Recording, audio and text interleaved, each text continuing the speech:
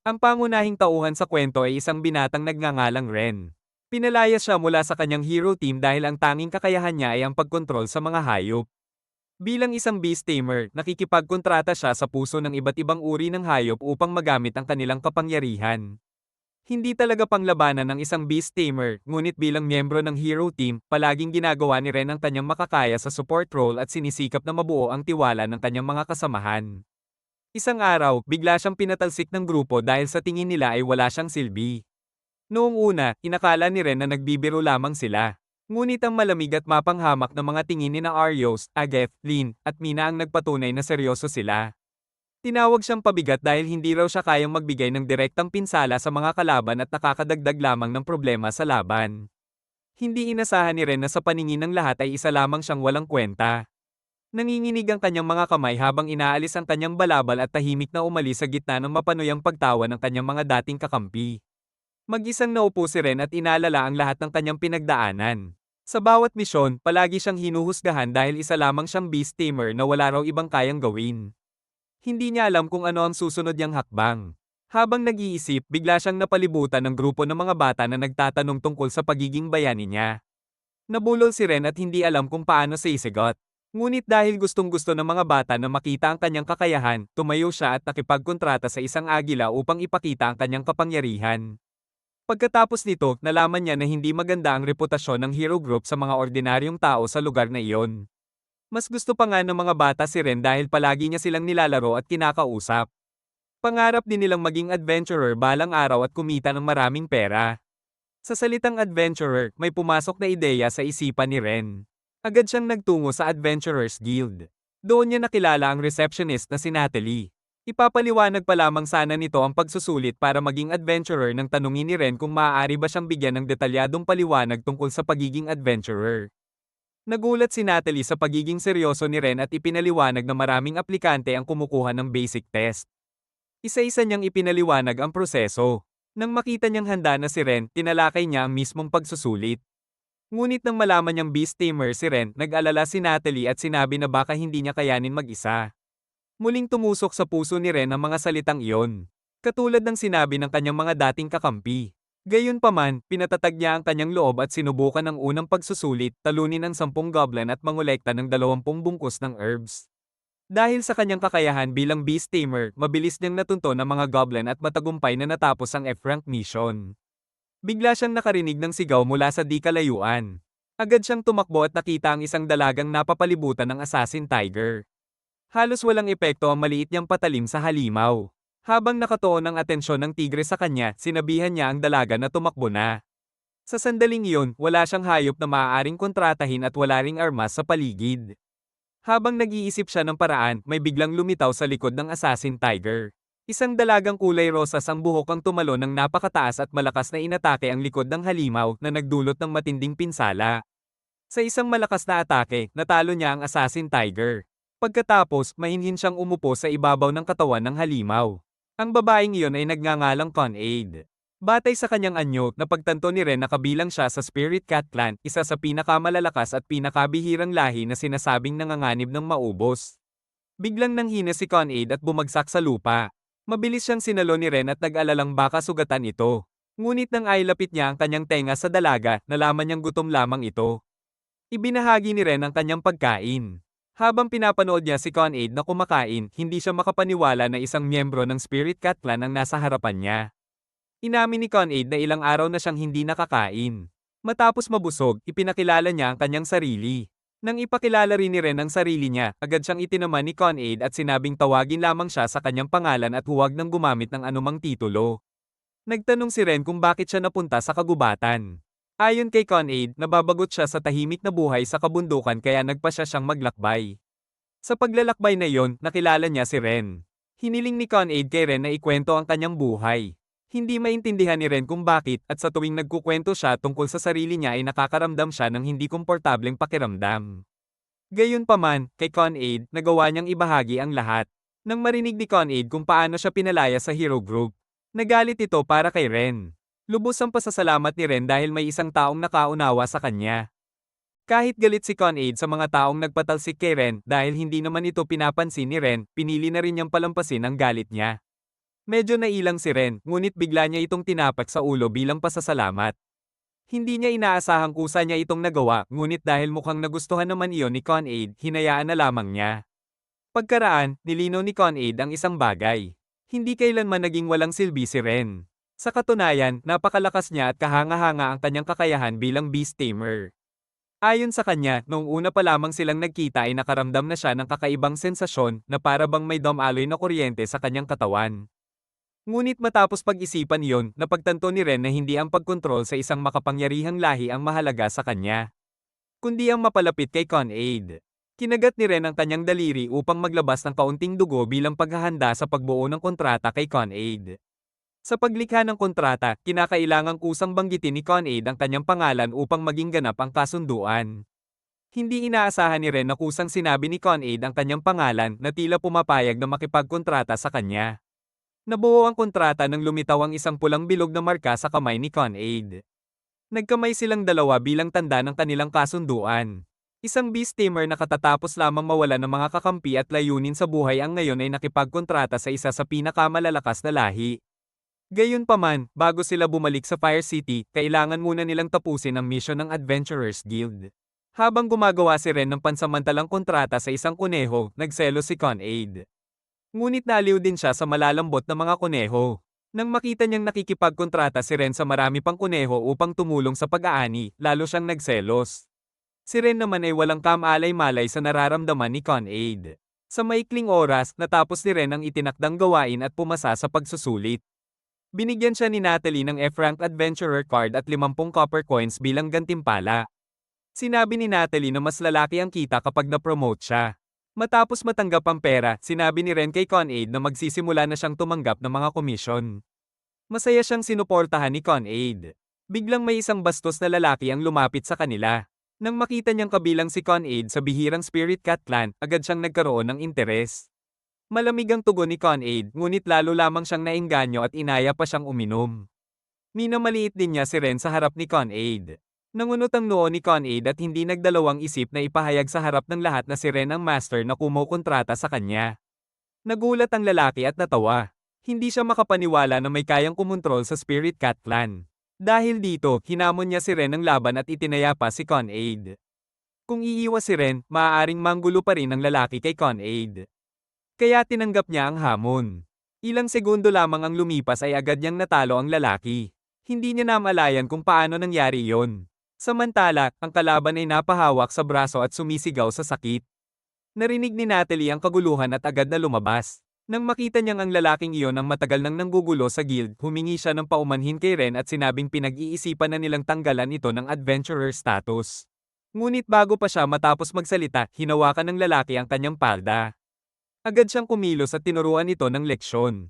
Pagkatapos nito, tinanong ni Natalie si Ren kung bakit habang kumukuha ng adventurer test, nakagawa pa siya ng kontrata sa isa sa pinakamalalakas na lahi. Dahil sa seryoso niyang tono, natakot sina Ren at Con-Aid at agad na humingi ng paumanhin. Nang mapansin ni Natalie na nasobrahan siya, humingi rin siya ng paumanhin at nagpaalam upang asikasuhin ang iba pang gawain. Habang naglalakad, hindi pa rin maintindihan ni Ren kung paano niya natalo ang lalaki. Ipinaliwanag ni Con-Aid na dahil nakipagkontrata siya sa isang miyembro ng pinakamalalakas na lahi tulad niya, nakatanggap din siya ng lakas na katumbas ng kapangyarihan ng Spirit Cat Clan. Nagulat si Ren dahil sa kanilang bayan ay wala pang nakipagkontrata sa isa sa pinakamalalakas na lahi. Natuwa si Con-Aid dahil ipinagtanggol siya ni Ren kanina at namula ang binata. Pagkatapos nito, nagtungo sila upang tapusin ang susunod na mission.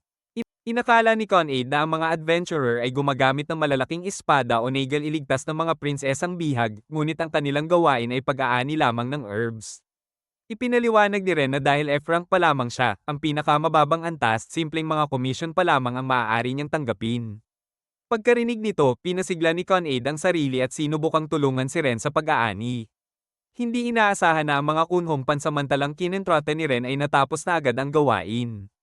Nalito si Con-Aid at inakusahan pa ang mga ito ng pandaraya. Nadismaya siya dahil kahit siya ang familiar ni Ren, pakiramdam niya ay wala siyang naitulong.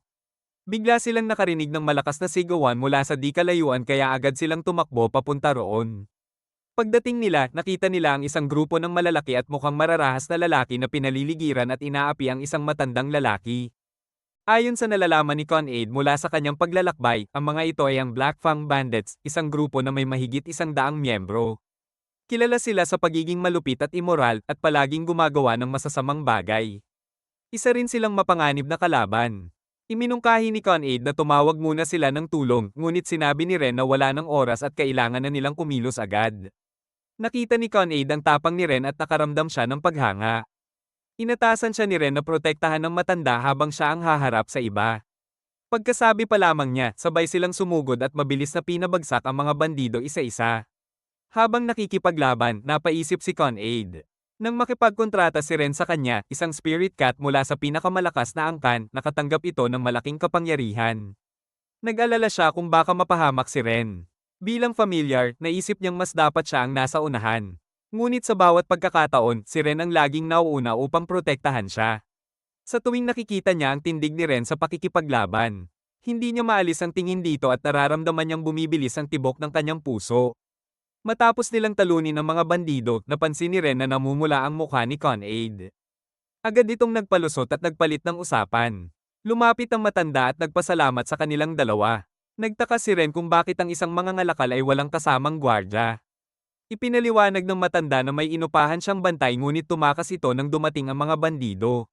Binalaan sila ng matanda na tiyak na babalik ang Black Fang Bandits upang maghayganti. Inakala niyang matatakot si Ren, ngunit sa halip ay sinabi pa nitong pupuntahan nila ang taguan ng mga ito at huhulihin silang lahat. Alam ni Ren na kung hindi sila pipigilan, ang mga mangangalakal sa bayan ang magiging susunod na biktima. Sa tulong ng isang maliit na ardilya na kinentrate niya, natunto ni Ren ang kanilang pugad. Samantala, nadismaya si Con-Aid sa sarili dahil pakiramdam niya ay wala pa rin siyang nagagawa bilang familiar. Ngunit agad siyang bumawi at tinanong si Ren kung ano ang plano nito. Ipinaliwanag ni Ren na gagamit siya ng Count B sa pamamagitan ng pansamantalang kontrata. Ang Count B ay may laso na nakakapagparalisa, kaya makatutulong ito upang mapahinto ang mga bantay. Nagulat si Con-Aid dahil mga insekto ang mga bubuyog.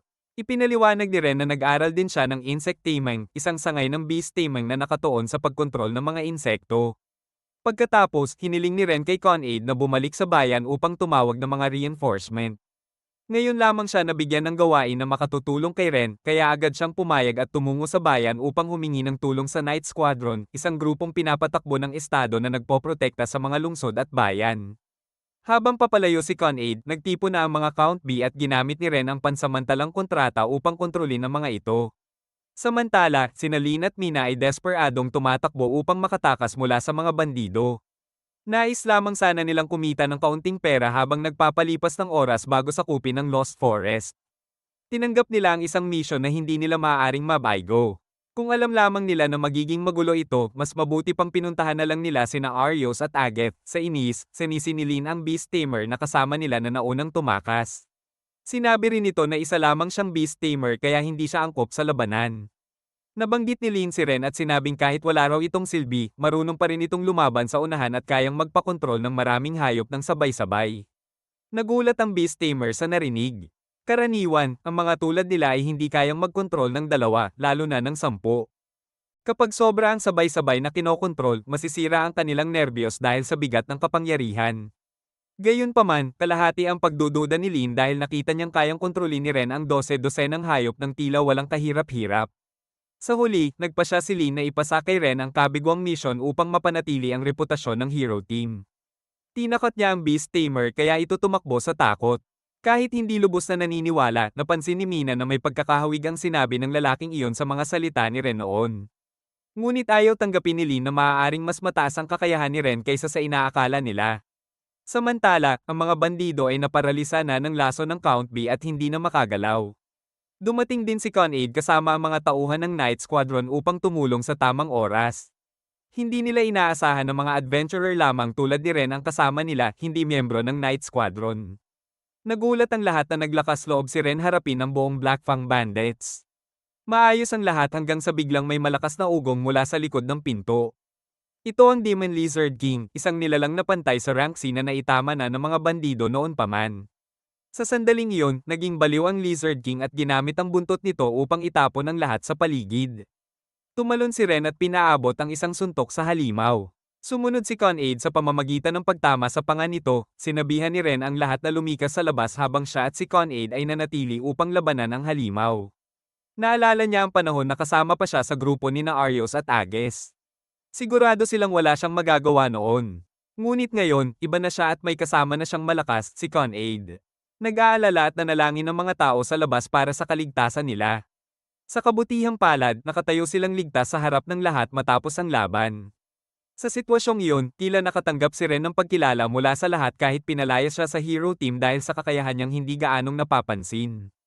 At higit sa lahat, ang simpleng pagiging kasama si Con-Aid ang nagbigay sa kanya ng lakas ng loob. Pagkaraan ng maraming araw na pagtulog sa labas, nakarente sila ng kwarto. Mukhang tuwang-tuwa si Con-Aid sa komportableng kama. Ngunit nagulat si Ren dahil pinilit sila ng staff na magbahagi ng kwarto. Simula pa lang, gusto ni Ren na magkahiwalay ang kanilang kwarto, hindi isang kwarto na may dalawang kama kasama ang Catgirl. Nagboluntaryo si Ren na isuko ang lahat at matulog sa labas na nagulat si Con-Aid. Hinayla siya nito pabalik dahil nakarenta na sila ng kwarto para sa isang linggo. Kailangan niyang ipaliwanag na hindi pwedeng magkasama sa kwarto ang lalaki at babae. Sa simula, tumanggi si Con-Aid at sinabi na hindi niya alintana ang pagbabahagi ng kwarto. Ngunit biglang namula ang kanyang mukha at mahina niyang sinabi na pwede na lang kung hindi gagawa si Ren ng anumang hindi naangkop. Nagbigay si Ren ng paliwanag tungkol sa prinsipyo ng buhay at pinaalalahanan si Con-Aid na huwag basta magtiwala kahit sa kanya dahil kakakilala pa lamang nila ang isa't isa. Pagkatapos nito, sinabi ni Con-Aid na hindi siya basta-basta nagtitiwala sa lahat gaya ng pagtitiwala niya kay Ren. Sa gabing iyon, habang natutulog si Ren, may isang pusa sa tabi niya na nagbabantay. Sa kanyang puso, naisip ni Con-Aid na mabuti si Ren dahil sa mga nakaraang tao na nakilala niya, karamihan ay may masamang intensyon, gusto lamang silang samantalahin para sa pera o katanyagan. Ngunit iba si Ren. Wala siyang ibang layunin kundi ang tulungan siya. Nakipag-ugnayan siya sa kanya ng normal bilang isang tao na labis na ikinatuwa ni Con-Aid. Alam niya rin ang sakit sa puso ni Ren dahil sa pagpapaalis sa kanya sa hero team at nais niyang pagalingin yon kahit na mukhang nakaraos na siya sa labas. Alam ni Con-Aid na naroon pa rin ang sugat sa kanyang puso. Lumipas ang isang linggo mula nang magkakilala sila. Matagumpay nilang natapos ang mga komisyon at na-promote si Ren sa E-Rank Adventurer. Ngayon, nakatanggap sila ng balita mula kay Natalie tungkol sa isang delikadong gatekeeper sa Stainbridge, isang pasaway na laging nakikipaglaban sa sinumang tumatawid sa tulay. Wala namang nasawi ngunit bumaba ang bilang ng mga taong tumatawid. Hinikayat ni Natalie si Ren na tanggapin ang komisyon dahil walang rank limit at ang gantimpala ay 5 gold coins. Agad itong tinanggap ni Ren. Pumunta sila sa Stainbridge, ang nag-iisang daan mula sa sentro ng kontinente kung saan matatagpuan ang Horizon City patungo sa Southern Continent. Namangha si Con-Aid sa magandang tanawin at nagtataka kung anong klase ng tao ang gatekeeper. Si Ren rin ay nagtataka kung wala namang nasawi, dapat may testimonya ng mga biktima. Ngunit nanahimik ang mga pinagbintangan kaya wala silang impormasyon. Dahil hindi malinaw ang totoong pagkakakilanlan ng kalaban, palagi siyang nagpapaalala sa sarili na maging maingat. Sa pagkakataong iyon, napansin ni Con-Aid ang isang lumilipad sa langit. Nang masusing tingnan, isang miyembro ng bihirang Dragon Clan ang kanyang nakita, isang cute na Dragon Girl. Ang babaeng ito ay si Tonya mula sa Dragon Clan. Nang marinig niyang tinatawag siyang gatekeeper, hindi siya natuwa. Bilang isang dragon na may mataas na posisyon, tiwala si Tonya na mula pagkabata ay sadyang sinanay siya para maging malakas. Sa Dragon Clan, sa edad na 15, nagsisimula na silang maglakbay upang maging tunay na malakas. Talagang naghahanap si Tonya ng malalakas na kalaban at sa harap niya ngayon ay isang top adventurer at isang miyembro ng Spirit Cat Clan na nagbigay sa kanya ng interes. Naramdaman ni Con-Aid na wala na silang ibang pagpipilian. Mukhang kailangan nilang labanan ng isang dragon mula sa isa sa pinakamalalakas na clan. Pinakalma rin niya si Rain at sinabing huwag siyang mag-atubiling ilabas ang buong lakas niya dahil siya mismo ay mula rin sa isang makapangyarihang lahi. Kaya nagkasundo silang harapin si Tonya. Sa simula pa lang ng laban, si Tonya agad ang kumilos. Isang mabilis na atake ang ipinadala niya kay Rain at napalayo ito sa lakas ng impact. Kasunod noon, ibinuga ni Tonya ang kanyang apoy patungo kay Con-Aid. Sa hindi inaasahang pagkakataon, hindi ito nakaiwas agad. Nasunog ang kanyang buntot ang ipinagmamalaki niyang cattail at agad siyang napuno ng galit. Dahil dito, mas lalo pang nag-init ang dugo ni Con-Aid.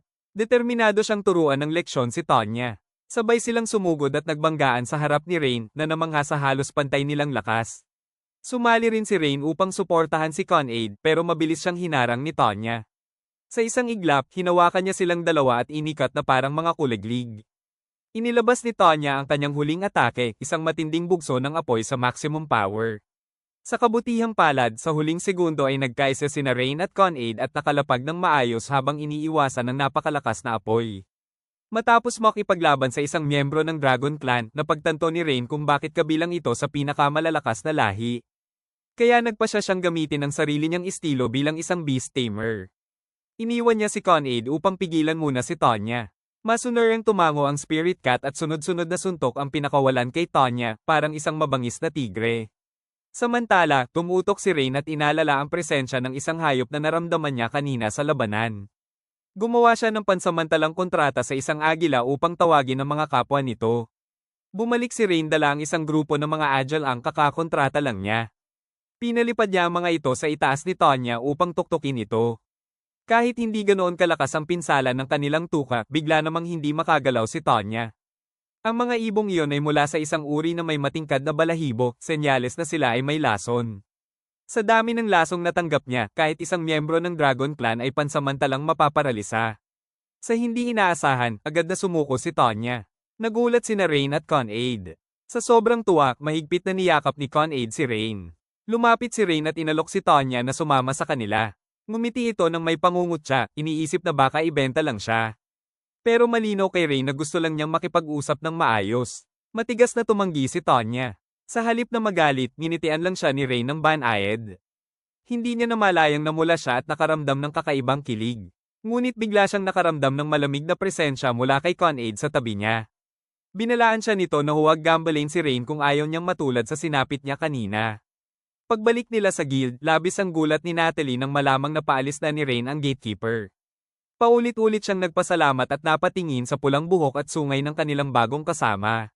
Dahil sa sungay at buntot nito, nahulaan niyang isa itong miyembro ng Dragon Clan. Agad namang sumingit si Rain at nagsinungaling na kaibigan lang niya ito mula sa mission.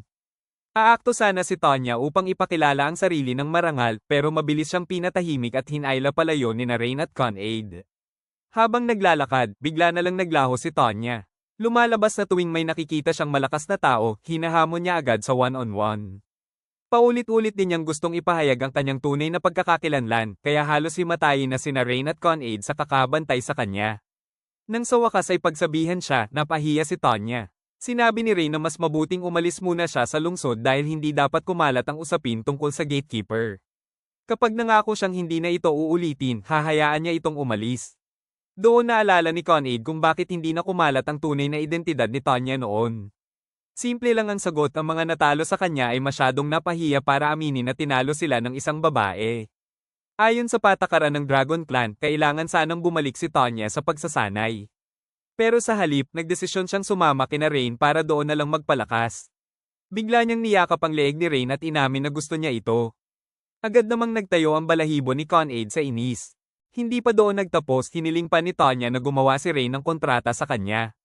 Kahit si Rain ay hindi inasahan na bukod sa Spirit Cat Clan, makakakontrata rin siya sa Dragon Clan.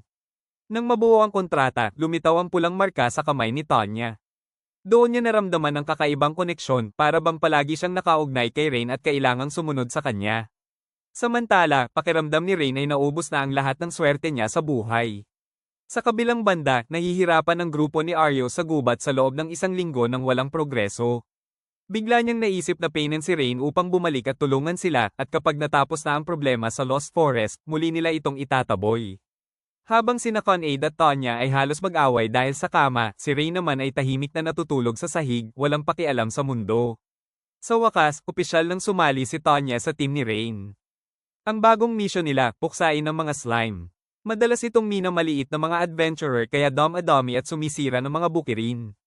Mukhang hindi rin gusto ni Con-Aid ang mga slime dahil tuwing sinasapak niya ang mga ito, nagiging malagkit ang kanyang mga kamay at katawan. Mayabang namang sinabi ni Tonya na kaya niya itong tapusin agad gamit ang kanyang fireballs. Napahanga si Con-Aid, sa wakas, may sasalo sa maruming trabaho. Napanatag si Rain na nagkakasundo na ang dalawa. Pero matapos maghanap, wala pa rin silang makitang slime. Kaya ginamit ni Rain ang kanyang assimilation skill, inihiwalay niya ang bahagi ng kanyang kamalayan at inilagay ito sa isang ibon upang palawakin ang kanyang paghahanap. Sa paraang iyon, malaya niyang makokontrol ang ibon. Ito ang assimilation, isa sa mga kakayahan ng isang beast tamer. Nabigla sina Con-Aid at Tonya at napanganga sa nakita nila. Hindi nila inasahan na kayang gawin ni Rain ang ganitong bagay. Lumipad si Rain upang hanapin ang pugad ng mga slime at pinabantayan niya sa dalawa ang kanyang katawan habang ginagamit ang skill. Makalipas ang ilang sandali, natunton niya ang lugar kung saan dumarami ang mga slime. Balak sana ni Con-Aid na tapusin agad ang mga ito ng mabilis at malinis, pero naisip ni Tonya na hayaan si Rain na magprakti ng magic. Nang tanungin, sinabi ni Rain na nakapagprakti na siya ng fireball kasama ng basic healing magic. Dahil dito, hinikayat siya ni Tonya na subukan ng fireball laban sa mga slime. Nag-alinlangan si Rain dahil pakiramdam niya ay hindi sapat ang lakas niya para ubusin ang napakaraming berdeng halimaw. Pero nagdesisyon pa rin siyang mag-focus at maglabas ng isang fireball. NSA hindi inaasahan, naging sobrang lakas ng kanyang magic at tuluyang nolipol ang lahat ng slime. Ipinaliwanag ni Tonya na dahil ito sa kontrata niya sa Dragon Clan, sa kanya mismo. Sinasabing pangalawa sa pinakamalakas ang magic power ng Dragon Clan sa hanay ng pinakamakapangyarihang mga lahi. Ibig sabihin, nasa loob na ngayon ni Rain ang kapangyarihan ng isang dragon. Napaisip si Rain na parang mahihimatay siya. Dalawang kapangyarihan mula sa dalawang pinakamalalakas na clan ang nasa loob niya at halos hindi niya ito masabayan. Pagkatapos noon, sabay na sinanay ni Tonya at Con-Aid ang magic control ni Rain. Ngunit napakahigpit ng dragon na guro. Halos mawala ng hininga si Rain sa pagod, pero dahil doon, mas natutunan niyang kontrolin ang kanyang magic power. Matapos kunin ang bayad mula sa guild, inilabas ni Rain ang dalawang kasama upang kumain. Ngunit siya naman ang napanganga, napakalakas kumain ni Con-Aid at Tonya. Kahit mayaman, mahihirapan silang pakainin ng matagal. Pagkatapos kumain, nagtanong si Tonya kung saan natutunan ni Rain ang pagiging beast tamer. Para kay Rain, hindi ito ganoon ka-interesanteng kwento, pero ikinwento pa rin niya. Lumaki siya sa isang maliit na baryo na puro beast tamer ang naninirahan. Pareho ring beast tamer ang kanyang mga magulang, kaya mula pagkabata ay natural na niyang natutunan ang taming. Pati ang kakayahan niyang mag-tame ng mga insekto na ipinakita niya kay Con-Aid ay itinuro sa kanya ng mga taga-baryo. Bagamat maliit at halos walang pangalan ng kanilang baryo, maayos ang buhay noon. Ngunit wala na ngayon ang kanyang bayan. Nang marinig yun, nakaramdam ng kaunting guilt sina Con-Aid at Tonya dahil nabanggit nila ang masakit na nakaraan ni Rain. Pero gusto talaga nilang mas makilala pa siya. Sa una ay nag-atubili si Rain, pero naisip niyang magkakasama na sila bilang team, kaya nagpasya siyang ikwento ang lahat. 12 taong gulang siya noon. Abala ang kanyang mga magulang at hindi siya nabantayan habang nagpapraktis siya ng taming sa training ground sa gilid ng baryo. Hanggang paglubog ng araw siyang nagsanay. Nang dumilim na, napansin niyang kahit gabi na ay kulay pula pa rin ang langit. May kakaiba siyang naramdaman kaya agad siyang tumakbo pa uwi. Ngunit huli na ang lahat. Nilamon ng apoy ang buong baryo dahil sa pag-atake ng mga halimaw. Si Rain lang ang natirang buhay. Dumating ang mga adventurer upang iligtas siya matapos nilang matuklasan ang trahedya. Mula noon, tumira siya at nagtrabaho sa isang inn na pagmamay-ari ng kakilala ng adventurer na nagligtas sa kanya. Namuhay siya ng tahimik, pilit nagpapatuloy. Hanggang kalahating taon ang nakalipas, nakilala niya ang grupo ni Arios. Nagkataong naghahanap sila ng bagong miyembro, kaya inanyayahan siya. Agad siyang pumayag. Akala niya, kung sasama siya sa grupo ng bayani, may magagawa siya at baka mapigilan ang trahedyang tulad ng nangyari sa kanyang bayan. Ngunit sinampal siya ng realidad. Tiningnan lang siya ng grupo ni Arios bilang isang magagamit na pyesa. Muling bumalik ang sakit kay Rain habang ikinukwento niya ito. Ngunit hinawakan ni Con-Aid ang kanyang kamay at pinagaan ang loob niya. Para sa kanila, isa siyang matapang na bayani na laging nauuna sa panganib at todo ang pagsisikap. Naiintindihan nila na gusto niyang maging lakas ng iba dahil ayaw niyang may makaranas ng parehong sakit na dinanas niya. Sinabi nilang hindi siya mahina o kawawa. Kahit si Tonya ay naiinis sa pagiging padalos-dalos niya minsan, pero sa totoo lang, pareho silang proud na siya ang kanilang master. Kinabukasan, tumanggap sila ng panibagong mission, ang pagsugpo sa mga orc. Rank ito, halos kapantay ng goblin, pero mas matalino ang mga orc dahil marunong silang gumamit ng armas. Paulit-ulit na pinaalalahanan ni Rain ang dalawa na huwag maliitin ang mga orc. Ngunit para kay Tonya, bilang isang dragon na may dugong marangal, imposibleng matalo siya ng mga ito. Sa hindi inaasahan, habang naglalaban, 2 beses muntik na siyang mahuli ng isang orc. Nabigla siya. Sa kabutihang palad, dumating agad sina Rain at Con-Aid upang iligtas siya. Bahagyang nasugatan si Rain, pero dahil marunong siya ng healing magic, agad din siyang nakabawi. Si Tonya naman ay punong-puno ng guilt at pag-aalala, sinisisi ang sarili. Pagkatapos ng laban, tinipon nila ang mga nakuha at bumalik sa guild. Paglabas nila, napansin ni Rain na si Con-Aid lang ang tahimik at mukhang malungkot. Nang tanungin niya ito, sinabi nitong tila hindi maayos ang pakiramdam ni Tanya at umalis ito ng mag-isa. Sa isang tulay, mag-isang nakaupo si Tanya at nalulungkot. May isang batang babae ang lumapit at masiglang nagtanong kung anong halimaw ang na-exterminate niya ngayong araw. Napansin ng bata ang itsura niya at nag-alalang baka nasugatan siya. Sinabi pa nito na kung may masakit sa kanya, dapat magsalita siya at huwag kimkimin. Sa simpleng pag-aalala ng bata, bahagyang gamaan ang pakiramdam ni Tanya. Naalala rin niya na kanina ay nag-alala si Rain para sa kanya. Dahil doon, hindi niya alam kung paano haharapin si Rain. Biglang sumulpot si Rain sa harapan niya, dahilan para matarante siya. Agad siyang yumuko at humingi ng tawad sa nangyari kanina. Halos pamatak na ang mga luha niya nang marahang tapikin ni Rain ang ulo niya at ngumiti. Sinabi ni Rain na nag-aalala rin si Con-Aid para sa kanya. Pagbalik nila sa inn, doon tuluyang naunawaan ni Tanya na hindi galit si Rain. Sa halip, mas natatakot pa itong may mangyaring masama sa kanya. Ibinigay pa nito ang sariling kama para sa kanya. Mula noon, hindi na maalis sa isip ni Tanya ang mukha ni Rain. Sinubukan niyang kontrolin ang sarili at huwag basta magpadala sa nararamdaman. Kinabukasan, muli silang umalis para sa isang misyon. Naisip ni Tanya na panahon na para ayusin nila ang kanilang kagamitan. Para sa kanila ni Con-Aid na mula sa pinakamalalakas na clan, hindi iyon problema. Pero si Rain ay isang ordinaryong tao, kaya iba ang sitwasyon niya. Masaya silang naglalakad nang biglang natigilan si Rain. Sa harapan nila ay ang grupo ni Arios. Nagkasalubong sila at agad silang binati ng grupo ni Arios. Kaya inakay niya sina Con-Aid at Tanya papunta sa ibang direksyon. Makapal ang mukha ni Arios at tinawag pa siya pabalik. Tinanong kung bakit daw siya kasing lamig ng butiki. Nagkunwari pa itong magiliw at binanggit ang dati nilang samahan, sinasabing marami silang pinagsisisihan. Nang makita ni Con-Aid at Tanya na tila minamaliit ang kanilang master, agad silang humakbang pasulong at tumayo sa harap niya upang protektahan siya. Nagulat ang grupo ni Arios nang makita na kasama ni Rain ang dalawang miyembro ng pinakamalalakas na clan. Mas lalo silang hindi makapaniwala na kayang utusan ni Rain ang mga ito. Muli nila siyang inanyayahan na tumulong sa pagsakop sa Lost Forest. Dahil kaya raw kontrolin ni Rain ang mga hayop, magiging madali para sa kanya ang pag-explore ng gubat at pagbubuhat ng mga gamit. Ang malamig at walang pakundangang paraan ng pagsasalita nila ang tuluyang nagpagalit kay Rain. Noon ay itinaboy nila siya at ngayon gusto nilang siya ang magdala ng bigat ng trabaho. Ang pabago-bago nilang ugali ay halos magtulak sa kanya na suntukin ang mga ito. Kaya walang pag-aatubili siyang tumanggi.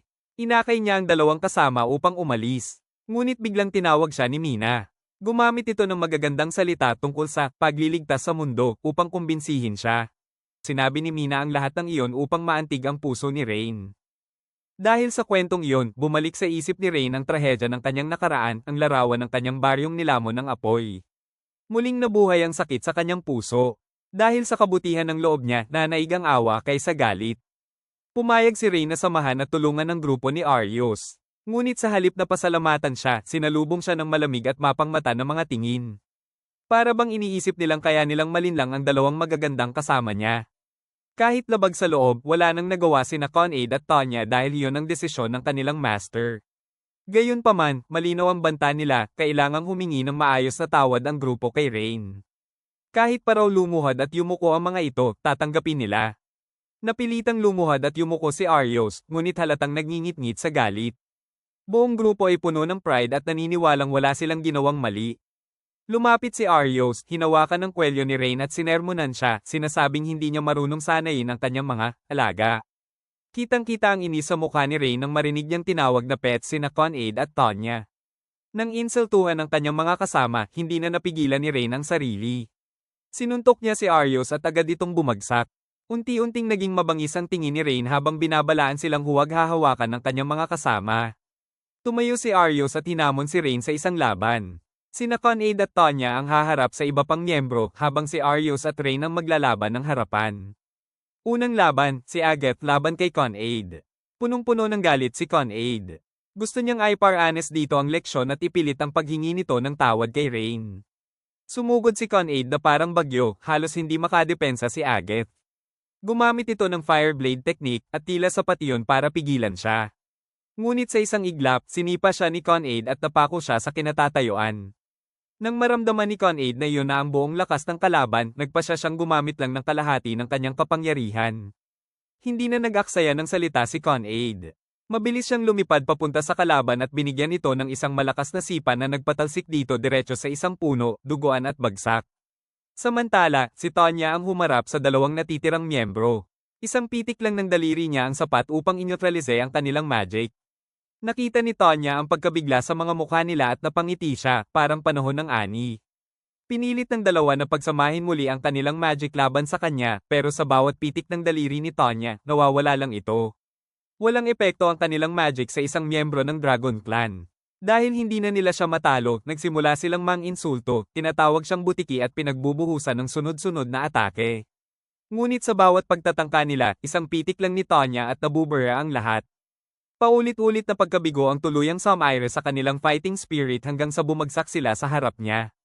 Hindi man niya kinagigiliwan ng pagbuli sa mahihina, pero dahil ginalaw nila ang kanyang master, kailangan niyang ipakita sa kanila kung ano ang tunay na magic. Habang tumitindi ang tensyon, unti-unting nabalot ng madidilim na ulap ang kalangitan. Sa pagdilim ng kalangitan at pag-ipon ng may itim na ulap, lalo pang natakot ang dalawang kalaban. Akala nila ay tuluyan na silang tatapusin ni Tonya. Ngunit pananakot lang pala yon. Sadyang tinakot niya lang ang dalawa hanggang sa halos mahimatay sa sobrang takot. Hindi niya itinuloy ang anumang seryosong atake dahil ayaw niyang mapag-alitan siya ni Rain.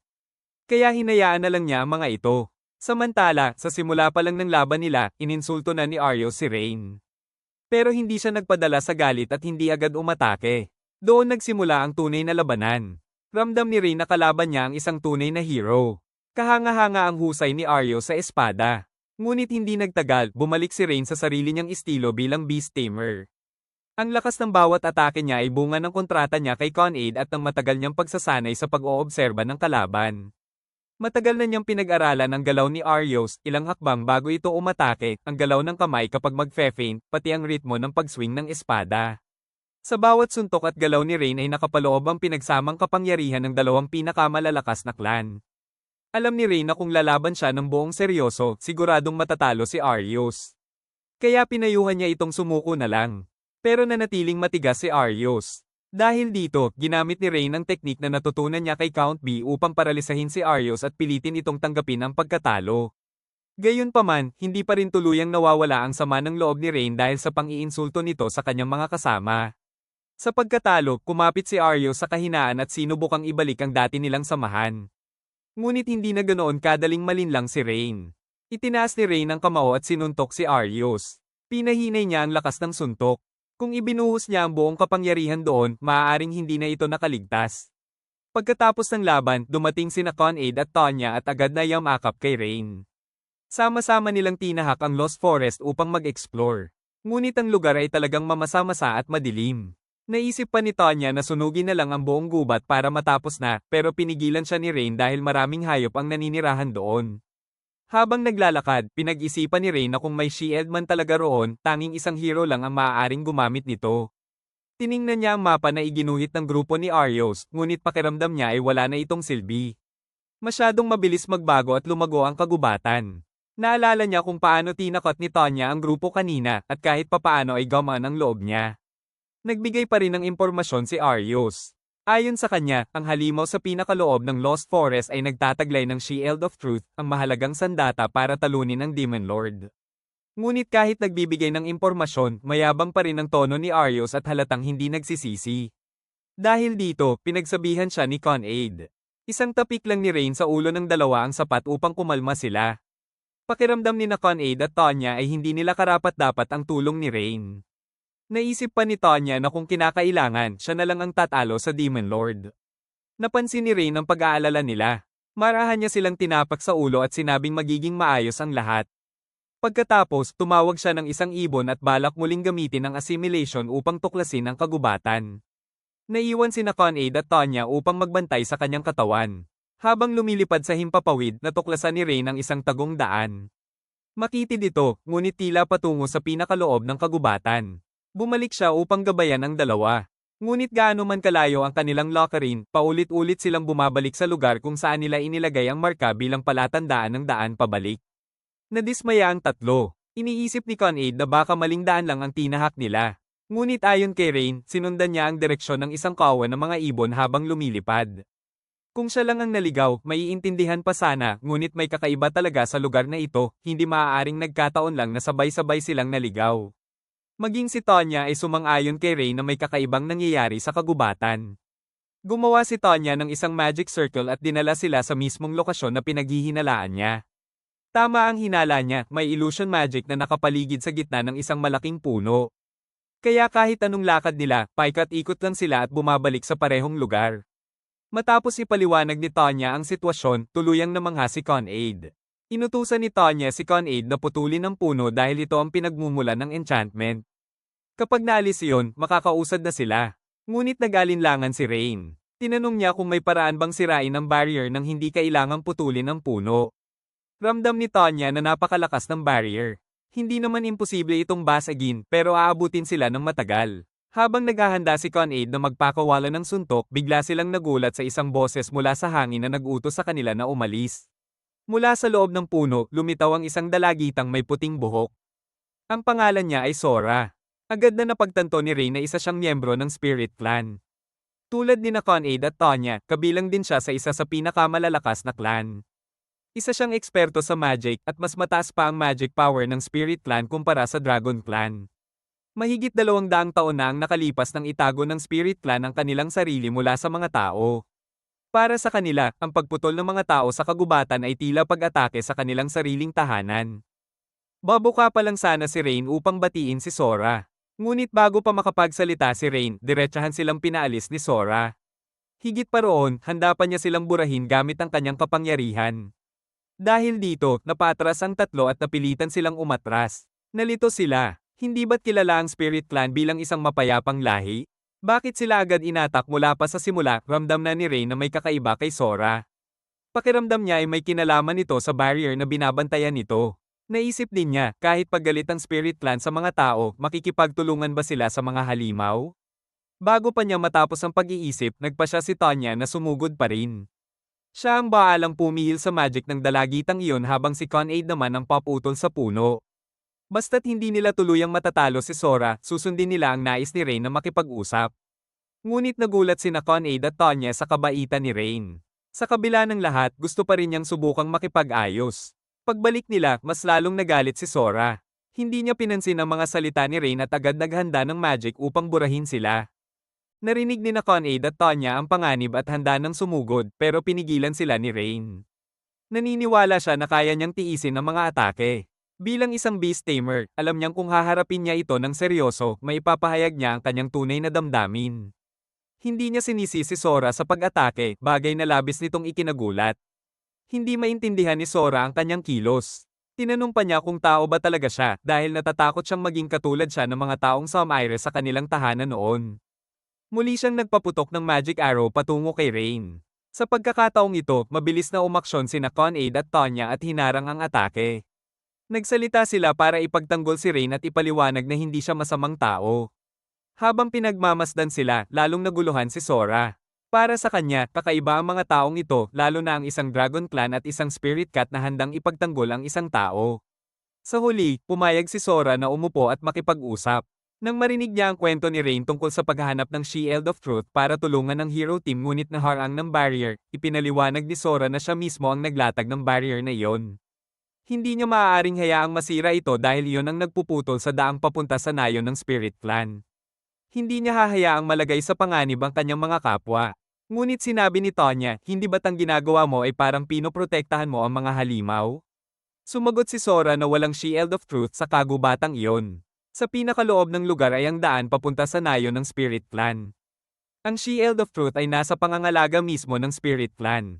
Doon nila napagtanto na nilinlang ang hero team. Idinagdag pa ni Sora na kung nais talaga nilang talunin ang Demon Lord, ipinahiram nga ng Demon Lord ang kailangan nila. Madali namang tinanggap ng tatlo ang kalasag at naisa na nilang mag-alay ng kapalit. Pero tumanggi si Sora. Ayon sa kanya, ang Shield of Truth ay matagal nang napagkasundoan ng Spirit Clan at ng mga naunang bayani. Kaya ang ginawa lang niya ay sundin ang kasunduang iyon. Matapos makuha ang kalasag, nagpasalamat ang tatlo kay Sora at bumalik sa lungsod. Habang pinagmamasdan ni Sora ang kanilang papalayong mga anino, tila may gusto pa siyang sabihin. Napansin nito ni Ren kaya bumalik siya upang kausapin siya. Nag-alangan si Sora. Nahihirapan siyang magsalita dahil alam niyang kapag nagsabi pa siya ng higit, tiyak na ipapahiram ng grupo ni Ren ang kanilang lakas sa kanya at masasangkot sila sa sarili niyang problema. Kaya tumanggi na sana ang munting babae. Ngunit inunahan siya ni Ren. Sinabi nitong kahit gaano pa kapanganib, hindi sila uurong. Sumingit din sina Tia at Kanet at buong pusong nagsabing handa silang tulungan ang maliit na babae. Nang maramdaman ni Sora na maaari niyang pagkatiwalaan ang mga ito, nagpa siya na siyang magsalita. May isa pa siyang sikreto, may kambal siyang kapatid na babae. Ang pangalan ng kambal niya ay Rena. Kabaligtaran ng personalidad ni Sora, mas masigla at bukas si Rena, pero sa kabila ng pagkakaiba nila. Napakaganda ng samahan ng dalawang magkapatid. Sila ang tagapangasiwa ng barrier na nagsisilbing proteksyon sa taguan ng Spirit Clan. Kahit medyo nakakaboring ang trabaho, basta magkasama silang dalawa, masaya si Sora. Pero isang araw, dahil may kailangang asikasuhin ng grupo ni Sora, bahagya silang lumabas sa loob ng barrier. Doon nila nakasalamuha ang isang halimaw na nagpakilalang Demon Lord. Sinubukan nilang tumakas pero hinabol sila nito at inabutan. Wala silang nagawa kundi harapin ito sa labanan. Ngunit hindi lamang nila ito nabigo talunin, mas malala pa roon, nabihag si Rena. Ang tunay na pangalan ng halimaw na iyon ay ang Dark Knight. Isa itong C-rank monster. Sa normal na sitwasyon, hindi ito dapat maging kalaban na kayang talunin ng pinakamalakas na clan. Pero may nakakainis itong kakayahan, kaya nitong i-nullify o paalang bisa ang mga magic attack. Ibig sabihin, tanging pisikal na pag-atake lang ang epektibo laban sa kanya. At dahil ang Spirit Clan ay isang lahi na dalubhasa sa Mahika, nagkaroon ng matinding incompatibility sa pagitan nila at ng Dark Knight. Ayon kay Sora, ang tunay na layunin ng Dark Knight ay lipulin ang mga itinuturing niyang kaaway, lalo na ang pinakamalalakas na clan. Inutusan siya ng Dark Knight na alisin ang barrier kung gusto niyang mailigtas si Rena. Hindi niya kayang magdesisyon ng mag-isa. Kaya humingi siya ng tulong sa pinuno ng Nayon. Ngunit imbes na umasa siya ng suporta, sinabi ng village chief na sumuko na siya kay Rena. Ayon dito, kasalanan daw ng magkapatid kung bakit sila napahamak dahil lumabas sila sa ligtas na barrier. Maging si Tonya ay hindi nakapigil at inisip na masyadong malupit ang naging desisyon ng pinuno. Ngayon, nahaharap si Sora sa pinakamahirap na pagpili, ang buhay ng kapatid niya o ang kaligtasan ng buong Nayon. Dahil dito, tuluyan siyang nasaraan ng loob at halos maduraj ang puso. Nang makita ni Ren kung gaano siya kalungkot, agad siyang nag-alok ng tulong para iligtas si Rena. Sa sobrang pasasalamat, napasandal ang maliit na babae sa dibdib niya at napaiyak ng malakas. Nagbigay ng ultimatum ang Dark Knight, kailangang alisin ni Sora ang forest barrier bago lumubog ang araw. Kapag hindi, hindi masisiguro ang kaligtasan ni Rena. Dahil dito, dali-daling kumilos ang grupo ni Ren upang hanapin ang halimaw. Ipinahayag ni Sora na gusto niyang sumama sa kanila. Ngunit pinigilan siya ni Ren. Ipinaliwanag niya na kapag nakita siyang kasama nila, maaaring isipin ng Dark Knight na ipinagkanulo siya nito at baka lalo pang saktan si Rena. Kinagabihan, nasaksihan mismo ng grupo ni Ren ang anyo ng Dark Knight. Kasama ng Dark Knight, nakita rin nila si Rena na nakatali sa mataas na bahagi ng lugar. Sinamantala ng tatlo ang pagkakataon at sabay-sabay na sumugod upang kuyugin ang Dark Knight. Gumamit sila ng magic para makuha ang atensyon nito. At habang abala ito, mabilis na sumugod si Kanet at binigyan ito ng malakas na pisikal na suntok sa ulo. Kagad namang sinundan ni Ren ng isang diretso at buong lakas na suntok sa tiyan. Pero kahit ganoon kalalakas ang tama, hindi pa rin bumagsak ang Dark Knight. Napagkamalan nitong isa si Ren sa mga bayani. Sa galit, agad nitong tinangkang patayin si Rena. Mabuti na lang at hinarang iyon ng Dragon Wings ni Tonya. Mabilis na kinalas ni Tonya ang pagkakatali sa maliit na babae at iniligtas siya, saka ipinaubaya kina Ren at Kanet ang laban. Nagsimulang magpakawala ng mga galaw ang nagngangalit na Dark Knight. Sa isang iglap, naisip ni Ren na kung paano nito nagawang makapasok mag-isa sa nayon ng Spirit Clan ay dahil sa kapangyarihang halimaw na ibinigay ng Demon Lord. Napagtanto ni Ren na hindi ito maganda. Kapag nagpatuloy ang ganitong labanan, tuluyang mawawasak ang buong gubat. Kaya inutusan niya si Kanet na pigilan ang galaw ng Dark Knight. Habang inilaan niya ang lahat ng lakas sa isang mapanirang suntok. Nag-alangan si Kanet, iniisip kung sapat ba ang lakas niya laban sa halimaw na tila may lakas ng isang rumaragasang toro. Pero kahit may pagdududa, sinunod pa rin niya ang utos ni Ren. Samantala, nagtuon ng pansin si Ren sa pagbuo ng pansamantalang kontrata upang muling tawagin ang Count Beast. Alam niyang hindi kayang i-paralyze ng mga ito ang Dark Knight pero sapat na ang makagambala sila sandali upang mabigyan ng pagkakataon si Kanet na makaporma para sa isang malakas na suntok. Gumamit din si Ren ng Strength and Magic kay Kanet dahilan para lalo pang umagos at sumiklab ang lakas nito.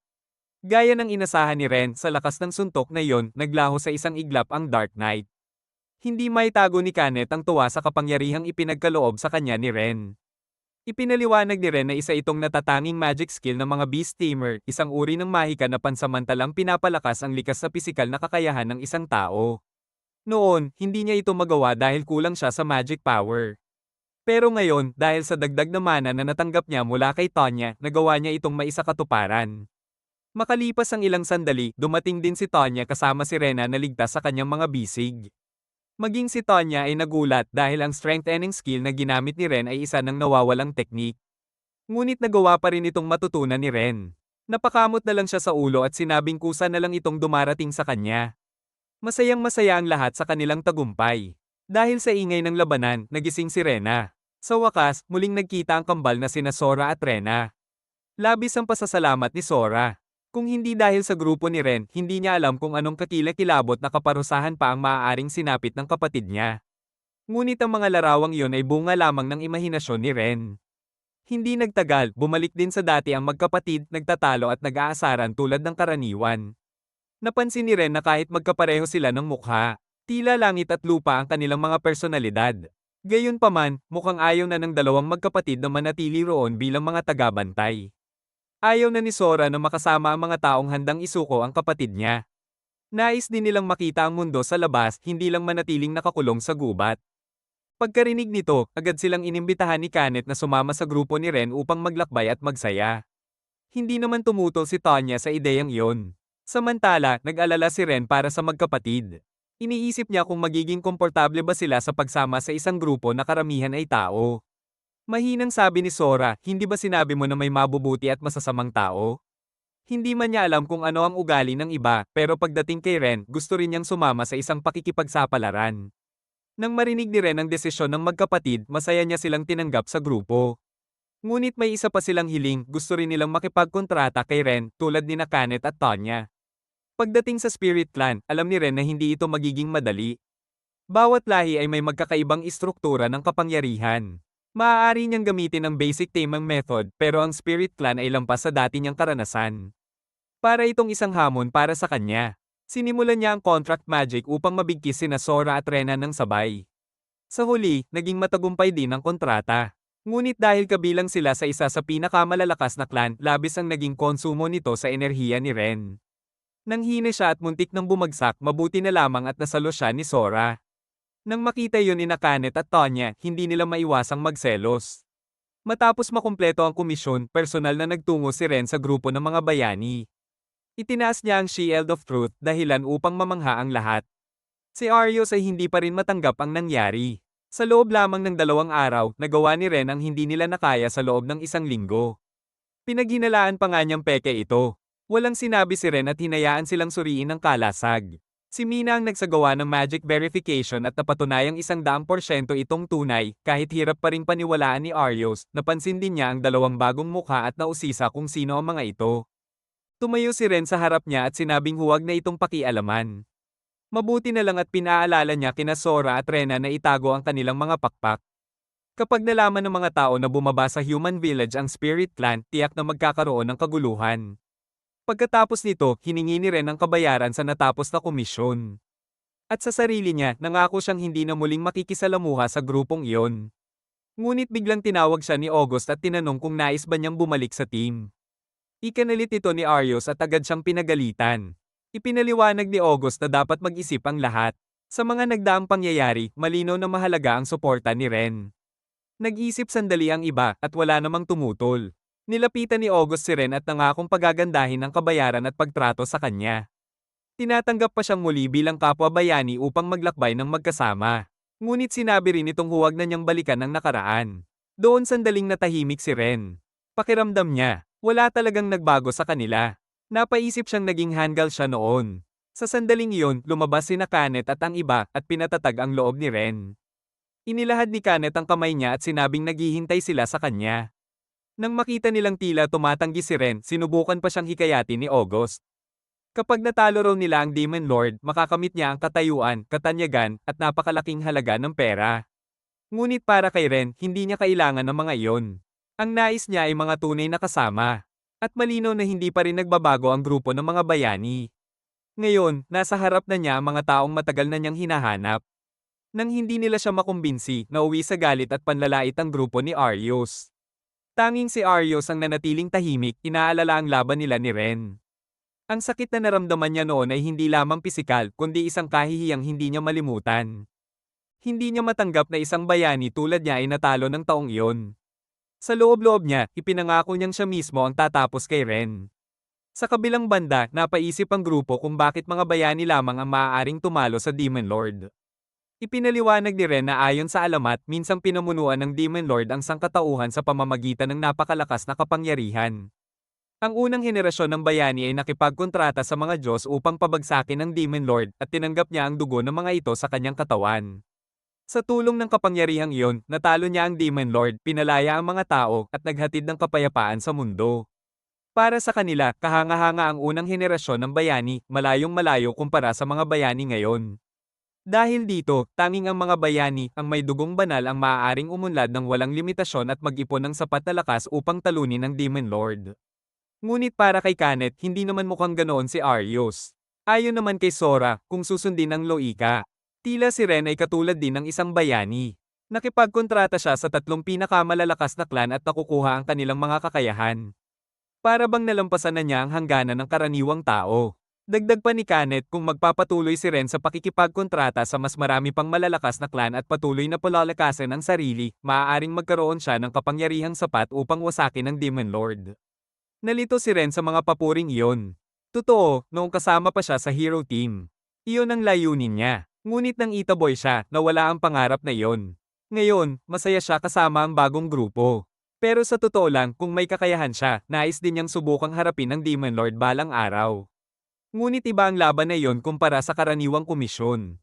Nakaugnay ito sa buhay ng napakaraming tao at sa ngayon, hindi pa siya handa. Hindi pa handa si Ren na magpas siya ng ganoon kalaki. Alam niyang kung nasaan man siya ngayon, iyon ay dahil sa suporta ng mga kasama niya. Gayunpaman, huli na para umatras. Sinabi niyang pag-iisipan muna niya at sasagutin ang alok sa tamang oras. Kinabukasan, maaga siyang nagising nang may tela ang ibinato sa mukha niya. Nagtipon ng buong grupo para mag-almusal. Pinag-usapan nila kung gaano kalaki ang inilakas ni Ren matapos makipagkontrata kina Sora at Rena.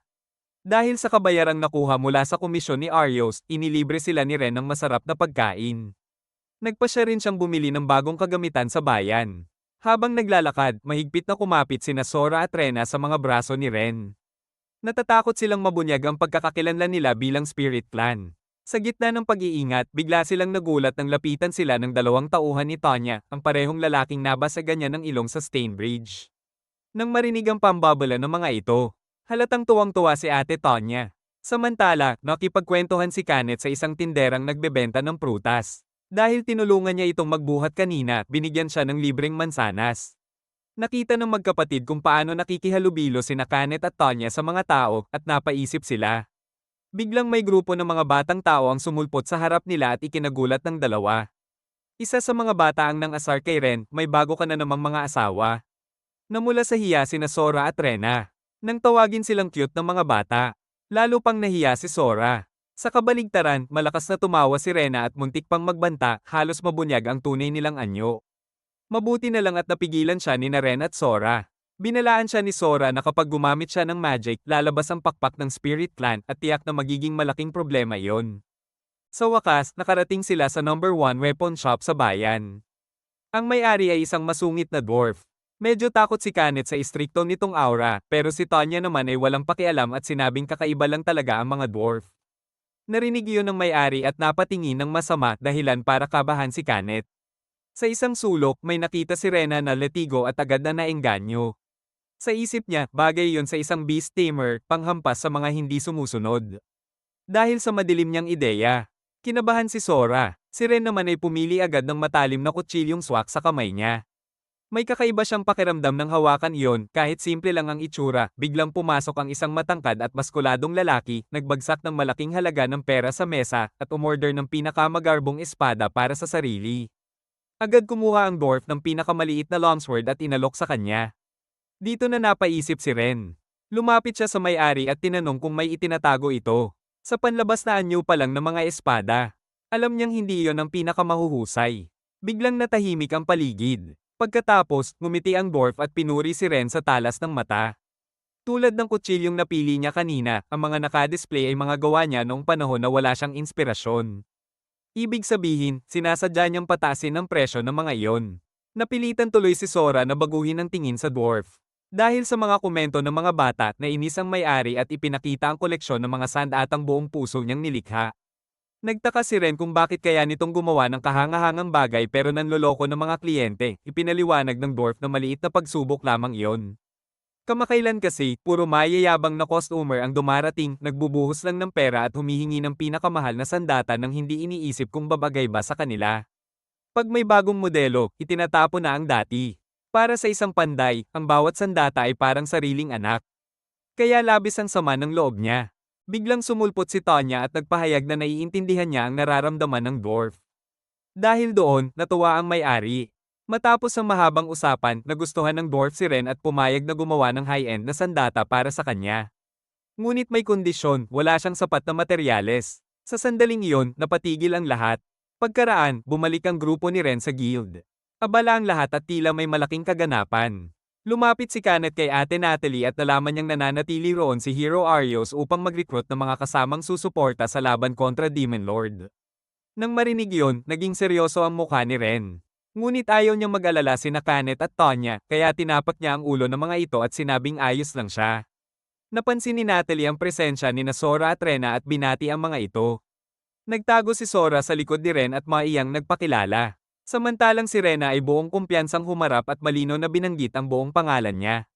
Nang tanungin ni Natalie kung ano ang relasyon nila kay Ren, nagbigay si Rena ng mapanuksong sagot na nagdulot ng maling akala. Akala tuloy ni Natalie na may masamang balak si Ren sa mga bata.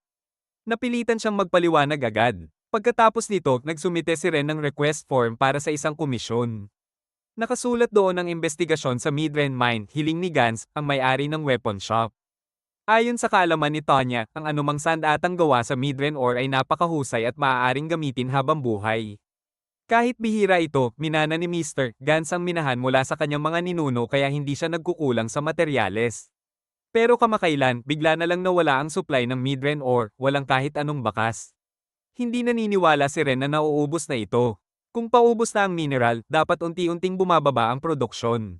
Pero kung biglaan itong naglaho, malamang may nangyayari mismo sa loob ng minahan. Hindi na niya kailangang magsalita pa, naiintindihan na ni Kanet at Tonya ang balak niya. Iminungkahi ni Ren kay Mr. Gans na sila na ang mag-imbestiga sa minahan. Nang makita ng dwarf ang determinasyon at tiwala sa mga mata ni Ren, pumayag siya. Nang banggitin ni Mr. Gans ang kabayaran, sinabi ni Ren na hindi siya nangangailangan ng pera. Ang gusto lang niya ay mapasa kanya ang sandatang personal na lilikhain ng dwarf.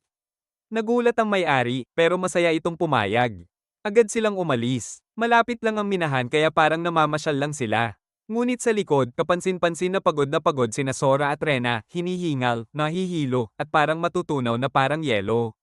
Napilitan silang magpahinga dahil sa init ng panahon.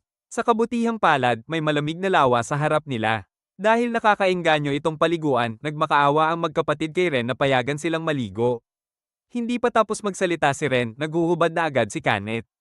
Mabuti na lang at napigilan siya ni Tonya. Para makasiguro, pansamantalang nakipagkontrata si Ren sa isang ardilya upang magsilbing bantay. Kapag may panganib, agad itong magbibigay babala. Samantala, nagpasya si Ren na umidlip sandali. Habang naliligo ang magkapatid, bigla nilang ibinuka ang kanilang mga paa sa tubig, dahilan para magtanong sina Kanet at Tonya.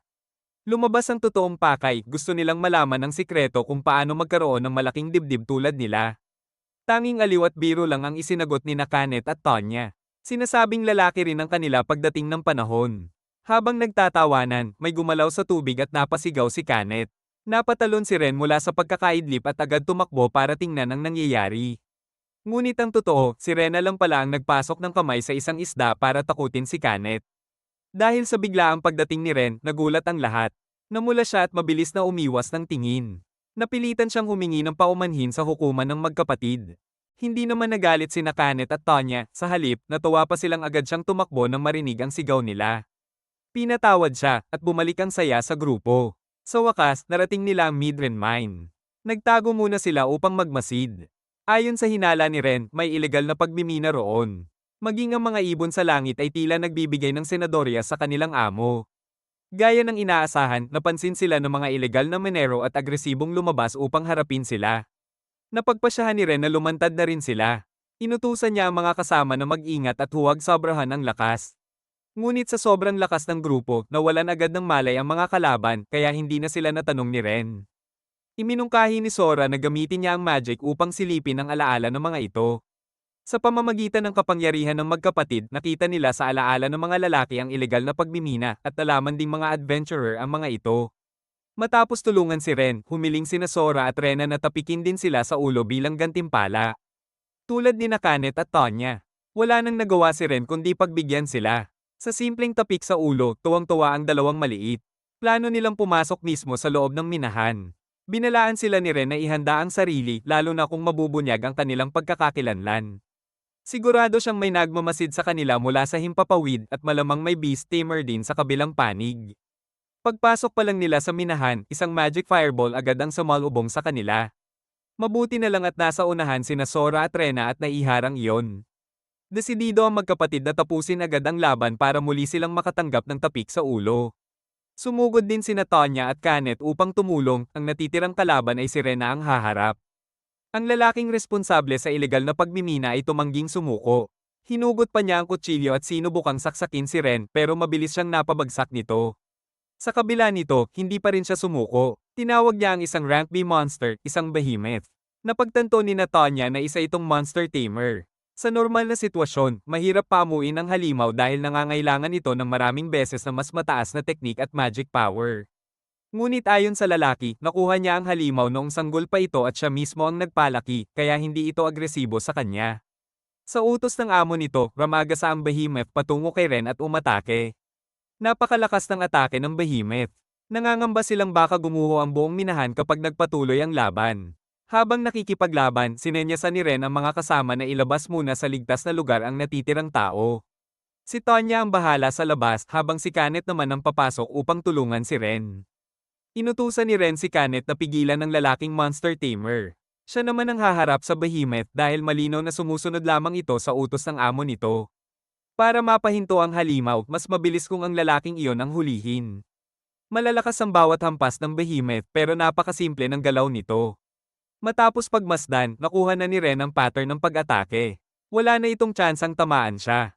Sa kabilang panig, nagawa ni Kanet na patahimikin at pabagsakin ang lalaki. Sa sandaling iyon, may naisip si Ren na paraan para talunin ang behemoth, ngunit nag-alinlangan siya kung kakayanin niya.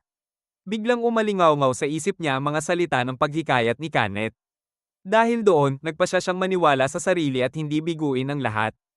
At doon, nagawa ni Ren ang imposible, na-tame niya ang behemoth at inagaw ang kontrol mula sa dati nitong amo.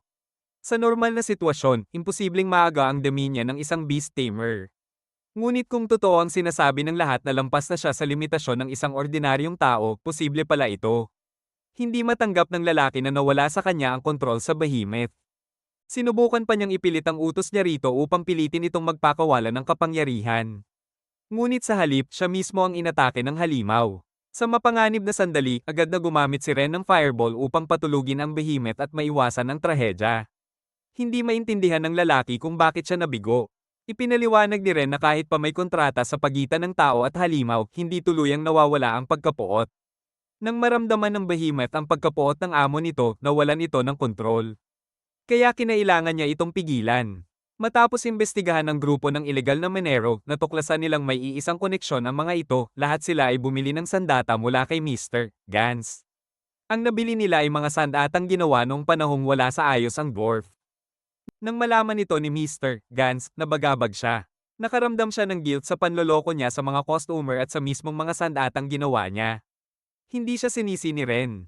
Sa halip, tinapak niya ito sa balikat at sinabing sapat ng matuto at ituwid ang pagkakamali. Lahat ay nagkakamali, ang mahalaga ay baguhin ito.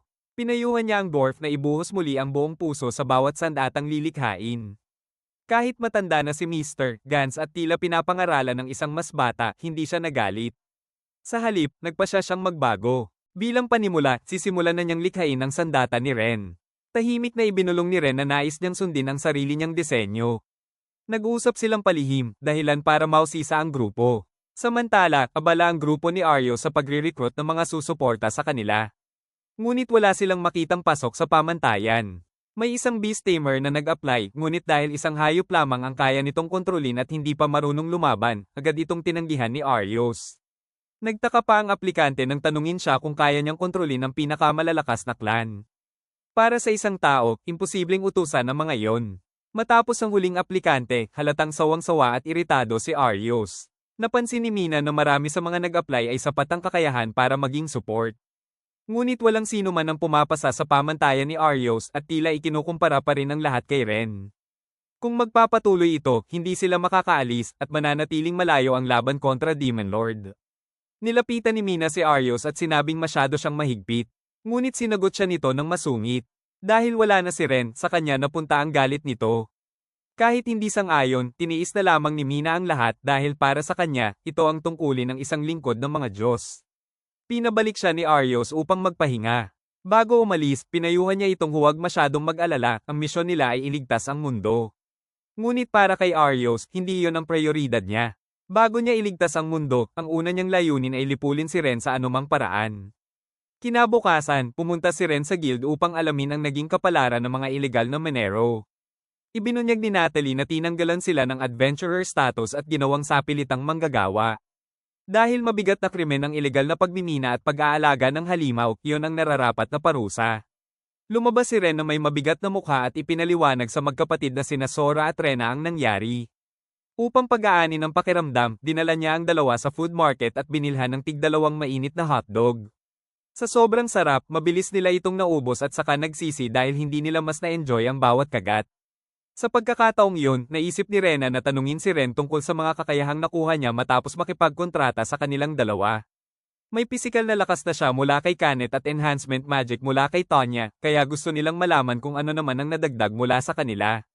Kahit sabik na sabik ang magkapatid sa sagot, hindi rin alam ni Ren kung may espesyal ba siyang nakuha. Dahil sa simple at malamig niyang sagot, nalito at nataranta ang dalawa. Sigurado sila na dapat ay nakuha ni Ren ang ultimate magic ng kanilang lahi, isang lihim na teknik na lampas pa sa high class at super class magic, at tanging spirit clan lang ang nakakagamit. Kahit hindi pa ito nagagawa ng grupo nila Sora, umaasa silang kayang makuha ni Ren. Ngunit habang tumatagal ang usapan, lalo lamang naguguluhan si Ren. Dahil dito, nadismaya ang magkapatid. Pakiramdam nila, wala silang naibigay na espesyal na kakayahan kumpara kina Kanet at Tonya. Tinawag pa nila ang sarili bilang mga failed familiars, dahilan para lalo pang malito si Ren kung paano sila pakakalmahin. Wala na siyang ibang nagawa kundi tapikin ang ulo ng dalawa at aliwin sila. Sinabi niyang huwag nilang sisihin ang sarili nila o malungkot dahil doon. Napaisip ang magkapatid kung bakit ganoon na lang ang tiwala ni Ren sa kanila. Para sa kanila, isa lang silang mga taong itinakwil ng sariling nayon at nakaranas ng masasamang bagay. Ngunit para kay Ren, iba ang tingin niya sa kanila, kahit mayroon na siyang malalakas na kasama, pinipili pa rin niyang kailanganin sila. Umupo si Ren at ipinaliwanag ang lahat. Ikinwento niya ang sarili niyang nakaraan, kung paanong kulang siya sa kumpiyansa at pilit niyang pinapatunayan ang sarili, pero sa huli ay itinaboy pa rin siya. Dahil sa karanasang iyon, natutunan niyang pahalagahan ng tiwala sa pagitan ng mga kasama. At para sa kanya, bahagi na roon sina Sora at Rena, hindi dahil sa kontrata, kundi bilang tunay na kakampi. Pagkarinig nito, naging mas masigla at positibo ang magkapatid. Napanatag din si Ren. Habang naglalakad sila, nakasalubong nila ang isang lalaking blonde na mukhang manggugulo. Sa una, kinabahan ang magkapatid sa mga sinabi nito, akala nila ay seryosong banta. Ngunit lumabas na isa lamang itong babaero na gustong gawing kanya ang dalawa. Namutla si Sora sa takot sa ganitong klaseng lalaki, habang si Rena naman ay walang takot na sinabihan itong tanga. Sa halip na tumigil, lalo pang naaliw ang lalaki sa kanila. Ang pangalan niya ay Aga Frogware, anak ng Panginoon ng lungsod na ito. Paulit-ulit niyang inaanyayahan ang magkapatid, ngunit patuloy silang tumatanggi. Kaya napilitan siyang gumamit ng dahas. Inakala niyang matatalo nila si Ren sa dami ng tauhan niya, ngunit sa loob lamang ng ilang sandali, isa-isa silang bumagsak. Sa kabila nito, hindi pa rin sumuko si Aga. Desidido siyang makuha ang magkapatid kahit anong mangyari. Ginamit pa niya ang mga mamamayan ng bayan bilang panakot upang pilitin si Ren na isuko ang dalawa. Para sa kanya, kasangkapan lamang ang mga tao. Sa isip ni Ren, nagkalat ang posisyon ng mga kalaban. Kung ililigtas niya ang isa, masasaktan ng iba. Hindi niya agad malaman kung paano haharapin ang sitwasyon. Gusto mang tumulong ng magkapatid, nag-aalala si Ren na kapag gumamit sila ng magic, mabubunyag ang kanilang pagkakakilanlan bilang spirit clan. Kapag nangyari iyon, maaaring hindi na sila makapamuhay ng malaya sa lungsod. Ayaw niyang mawala ang kasiyahang natagpuan nila. Habang nag-iisip ng paraan, biglang nagkaroon ng ideya si Ren. Kahit delikado, nagpasya siyang isugal ito. Gumamit siya ng tuloy-tuloy na chantang para sa fireball magic, isang teknik na karaniwang sa spirit clan lamang nakikita. Agad itong nakilala ni Sora at Rena. Sa paraan na iyon, natakot ang kalaban at napilitang umatras. Nagpasalamat ang grupo ni Sora kay Ren sa pagprotekta sa kanila. Maging ang ilang tao sa bayan ay labis na humanga sa kanya bilang isang beast tamer. Ngunit biglang may matandang babae na lumapit at nagbabala sa kanila na umalis agad sa lugar. Ikinagulat ito ng lahat. Sa isang sulok, hindi napansin ni Ren na nakatayo si Arios at tahimik na minamasdan siya. Pagbalik nila sa bahay, masiglang ikinwento ni Sora at Rena kina Kanet at Tonya ang bagong kakayahan ni Ren na nagmula sa Spirit Clan. Nararamdaman din ni Ren ang pagbabago dahil sa tuloy-tuloy na chanting, mas gumanda ang lakas at accuracy ng magic niya. Mas naging mahusay pa ito kumpara noong espesyal na pagsasanay niya, salamat sa kontrata nila ng magkapatid. Dahil dito, mas nagkaroon ng kumpiyansa sina Sora at Rena. Ngayon, kaya na nilang ipagmalaki ang sarili bilang mga mahusay na familiars, katulad ni Kanet at Tonya. Dahil ligtas silang lahat, panatag muna ang loob ng grupo. Habang nakikinig si Ren sa mga usap-usapan sa lungsod, unti-unti niyang nalaman kung gaano kasama ang reputasyon ni Aga. Kinakidnap nito ang mga babaeng nagugustuhan niya at ikinukulong sa mansyon, at sinasabing inaabuso pa ang mga ito. Pinagtatakpan ng ama nito ang lahat ng kasalanan dahil siya ang nag-iisang anak. Kaya ang lahat ng ebidensya laban kay Aga ay agad nawawala. Sa sobrang galit, gusto agad ni Tonya na sunugin ang mansyon ng Panginoon ng lungsod. Alam niyang balang araw, maaaring puntiryahin din nila sina Sora, si Ren, o kahit ang mga ordinaryong mamamayan. Tahimik na napaisip si Ren. Habang nalalaman niya ang madilim na katotohanan ng lungsod, lalo niyang gustong iligtas ang lahat. Ngunit alam niyang isa lamang siyang beast tamer, hindi isang bayani. Napansin ni Kanet at Tonya ang iniisip niya. Alam nilang gusto niyang tumulong, pero nag-aalangan siya dahil sa kapangyarihan ng kalaban. Nahahati siya sa pagitan ng kaligtasan ng kanyang mga kasama at ng mga tao sa lungsod. Sinabi nila na hindi lang si Ren ang gustong protektahan ang lungsod, sila rin. Dahil sa suporta ng lahat, lumakas ang loob ni Ren. Nagpasya siyang iligtas ang lungsod kasama ang kanyang mga kaibigan. Samantala, inutusan ni Aga ang kanyang mga tauhan na pagtakpan ang nangyaring gulo noong hapon. Pinahanap din niya si Ren dahil hindi niya matanggap ang kahihiyang natamo mula sa pagkatalo. Sa galit, naglabas pa siya ng isang batang babae na may anyong beastman at patuloy itong pinahirapan. Sa kabilang panig, nagtungo sina Ren at Kanet sa Night Squadron upang magsumite ng ulat tungkol sa pinsala. Nang banggitin nila ang investigasyon laban sa marahas na gawain ni Aga, biglang nagbago ang ekspresyon ng opisyal, na puno ito ng takot at hindi makasagot ng maayos. Maya-maya, may ilang sundalo ang lumapit at sinabing maliit na alitan lamang iyon kaya hindi na kailangang imbestigahan. Pinagtawanan pa nila si Ren at binalaan siyang baka kasuhan pa dahil sa paninira sa pangalan ni Aga. Halatang wala silang balak tumulong, kaya umalis si Ren. Alam niyang tinatakpan lamang nila ang kaso. Kahit mag-imbestiga pa sila, walang lalabas na ebidensya. Biglang naramdaman ni Kanet na may nagmamasid sa kanila. Isa itong babaeng kabalyero na nagngangalang Stella. Nagkaroon ng hindi pagkakaunawaan at inakala nilang sinusundan sila nito. Ngunit yumuko si Stella bilang paghingi ng paumanhin, bagay na ikinagulat ni Ren dahil hindi niya inaasahang gagawin iyon ng isang mataas ang posisyon. Si Stella ay deputy ng sangay ng Horizon Night Squadron. Bago pa man sila mag-usap ng maayos, nagpasalamat na agad siya sa kanila. Narinig na niya ang balita tungkol sa isang adventurer at isang batang mula sa Spirit Clan na tumalo sa Blackfang na kriminal na grupo, isang bagay na kahit siya ay hindi nagawa bilang kabalyero. Ipinahayag niya ang kagustuhan na papanagutin ang mga kasalanan ng pamilya ng Panginoon at humiling ng kooperasyon mula sa grupo ni Ren. Dahil sa pakikipagsabuatan ng Night Squadron sa pamilya ng Panginoon, nakalimutan na nila ang kanilang tungkulin. Naging mapagwalang bahala sila, tinatakpan ng mga krimen, at minamaliit pa ang mga taong dapat nilang protektahan. Maging ang kapitan nilang si Juliet ay ganoon din. Gusto ni Stella na ibalik sa tamang landas ang Night Squadron. Nang makita niya ang tapang ni Ren sa pagsisiwalat ng krimen ni Aga, nakakita siya ng pag-asa, isang posibleng simula ng pagbabago. Nakiusap siya kay Ren na ipahiram ang kanyang lakas upang matupad ang layuning iyon. Nag-alangan si Ren, iniisip na baka ito ay isang bitag. Ngunit tiniyak ni Kenneth na hindi masamang tao si Stella dahil wala siyang naramdamang masama mula rito. Dahil sa tiwala ni Kenneth, pumayag si Ren na makipagtulungan kay Stella. Tinanong siya ni Stella kung bakit gusto niyang ilantad ang kasamaan ng anak ng Panginoon. Nang marinig niyang ginagawa niya yon dahil nakita niya ito at alam niyang mali, napatawa si Stella. Hindi dahil minamaliit niya si Ren kundi dahil sa sobrang seryoso at diretso niyang sagot, isang katangiang lalo niyang nagustuhan. Matapos magsalita si Stella, tila naantig siya at napaluha. Upang pag-aani ng loob niya, kinamayan siya ni Ren bilang tanda ng suporta. Bilang unang hakbang, tutulungan siya ni Ren na linisin ang Night Squadron sa pamamagitan ng isang patibong. Nagpakalat sila ng chismis na may ebidensya ng sabuatan ni na Captain Juliet at ng Lord at nakatago ito sa isang bodega sa labas ng lungsod. Hindi agad naniwala si Juliet pero alam niyang kapag totoo iyon, katapusan na nila. Kaya minadali niyang kumilos upang maagapan ito at malinlang ang mga batang kabalyero na nananatiling may idealistang pananaw sa pagiging knight. Inutusan niya ang mga sundalo na simulan ng operasyon. Ngunit pagpasok nila sa bodega, hinarang sila ng grupo ni Sora at Rena. Sa loob, ginamit ni Ren ang sandatang binili niya mula sa dwarf, isang mahusay na kagamitan na nagbibigay sa kanya ng halos perpektong accuracy sa pag-atake. Inipon niya ang huling tira para kay Juliet, ngunit napansin ito ng kapitan at agad na umiwas. Nang makilala si Stella, nagulat si Juliet. Hindi na siya nagkubli at diretsahang sinabi na ang kanyang mga kakampi ay kinokontrol na ang buong sangay ng Night Squadron at mayroon na rin silang ebidensya ng kanyang korupsyon. Pagkarinig ng pangalan ni Ren, tila natauhan si Juliet at agad itong inatake, balak siyang iharap kay Aga. Nagalit si Stella at gustong siya na mismo ang tumapos sa laban. Ngunit binalaan siya ni Juliet na papatayin siya dahil sa pagtataksil, sabay sugod sa kanya. Sa totoo lang, mas mahina si Stella pero hindi siya umatras. Lumaban siya ng buong tapang at sa huli, nagawa niyang pabagsakin si Juliet.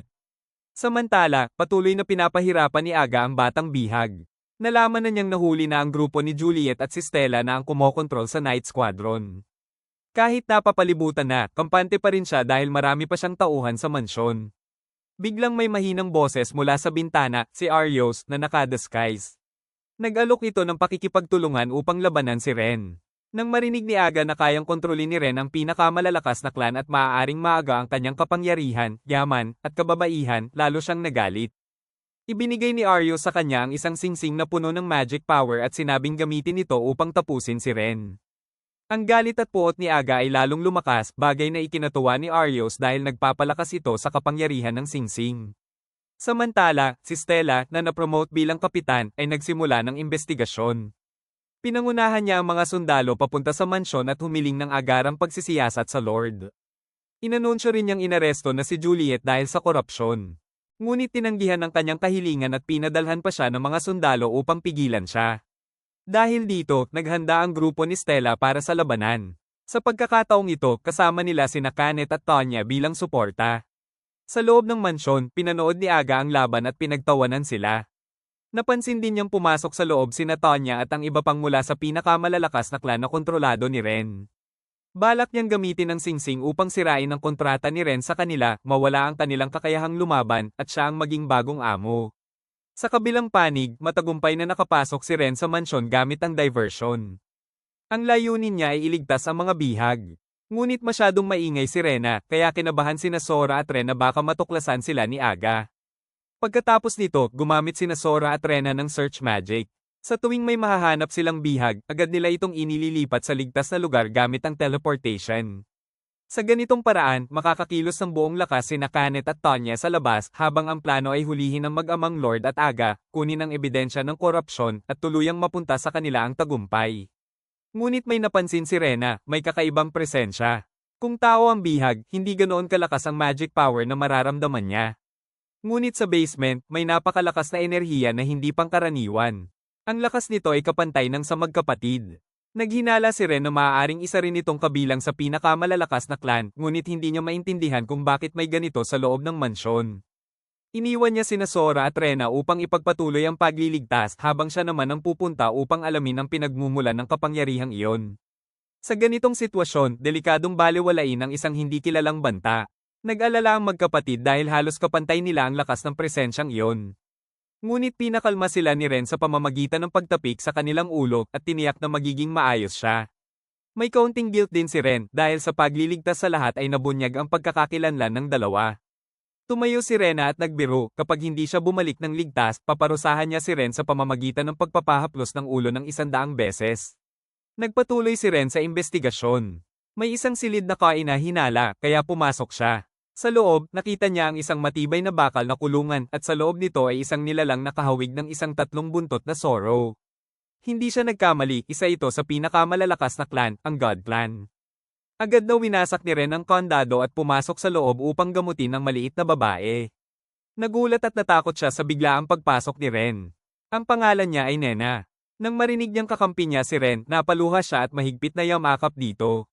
Si Nena ay mula sa God Clan, isa sa pinakamalalakas na lahi. Dati, payapa ang buhay niya sa kanilang nayon, araw-araw ay natutulog ng mahimbing at nakakasama ang mababait na tao na nagmamahal sa kanya. Ngunit nagbago ang lahat nang dumating si Aga. Pinilit siya nitong maging bihag kapalit ng kaligtasan ng mga taong nasa paligid niya. Dahil mahiyain si Nena, napilitan siyang sumunod. Isinuot sa kanya ang isang slave collar na may malakas na magic.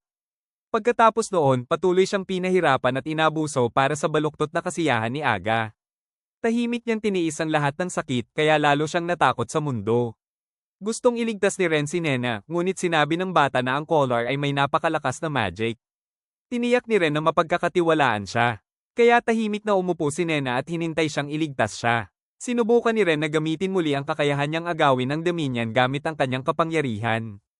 Ngunit masyadong malakas ang collar kaya nahirapan siya at halatang nasasaktan. Nang makita yon, lalo pang sinisi ni Nena ang sarili. Sa sandaling iyon, naalala ni Ren na hindi lang sarili niyang lakas ang mayroon siya, kasama rin ang kapangyarihan ni Kanet, Tonya, at ang magkapatid na sina Sora at Rena. Pinagsama niya ang lahat ng lakas na iyon at muling ginamit ang kanyang magic at sa wakas, nabasag niya ang collar ni Nena.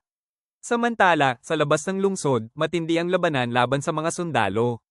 Nang makita nilang hindi nila kayang talunin ang grupo ni Kanet, kumuha sila ng mga bihag mula sa basement upang gawing panakot.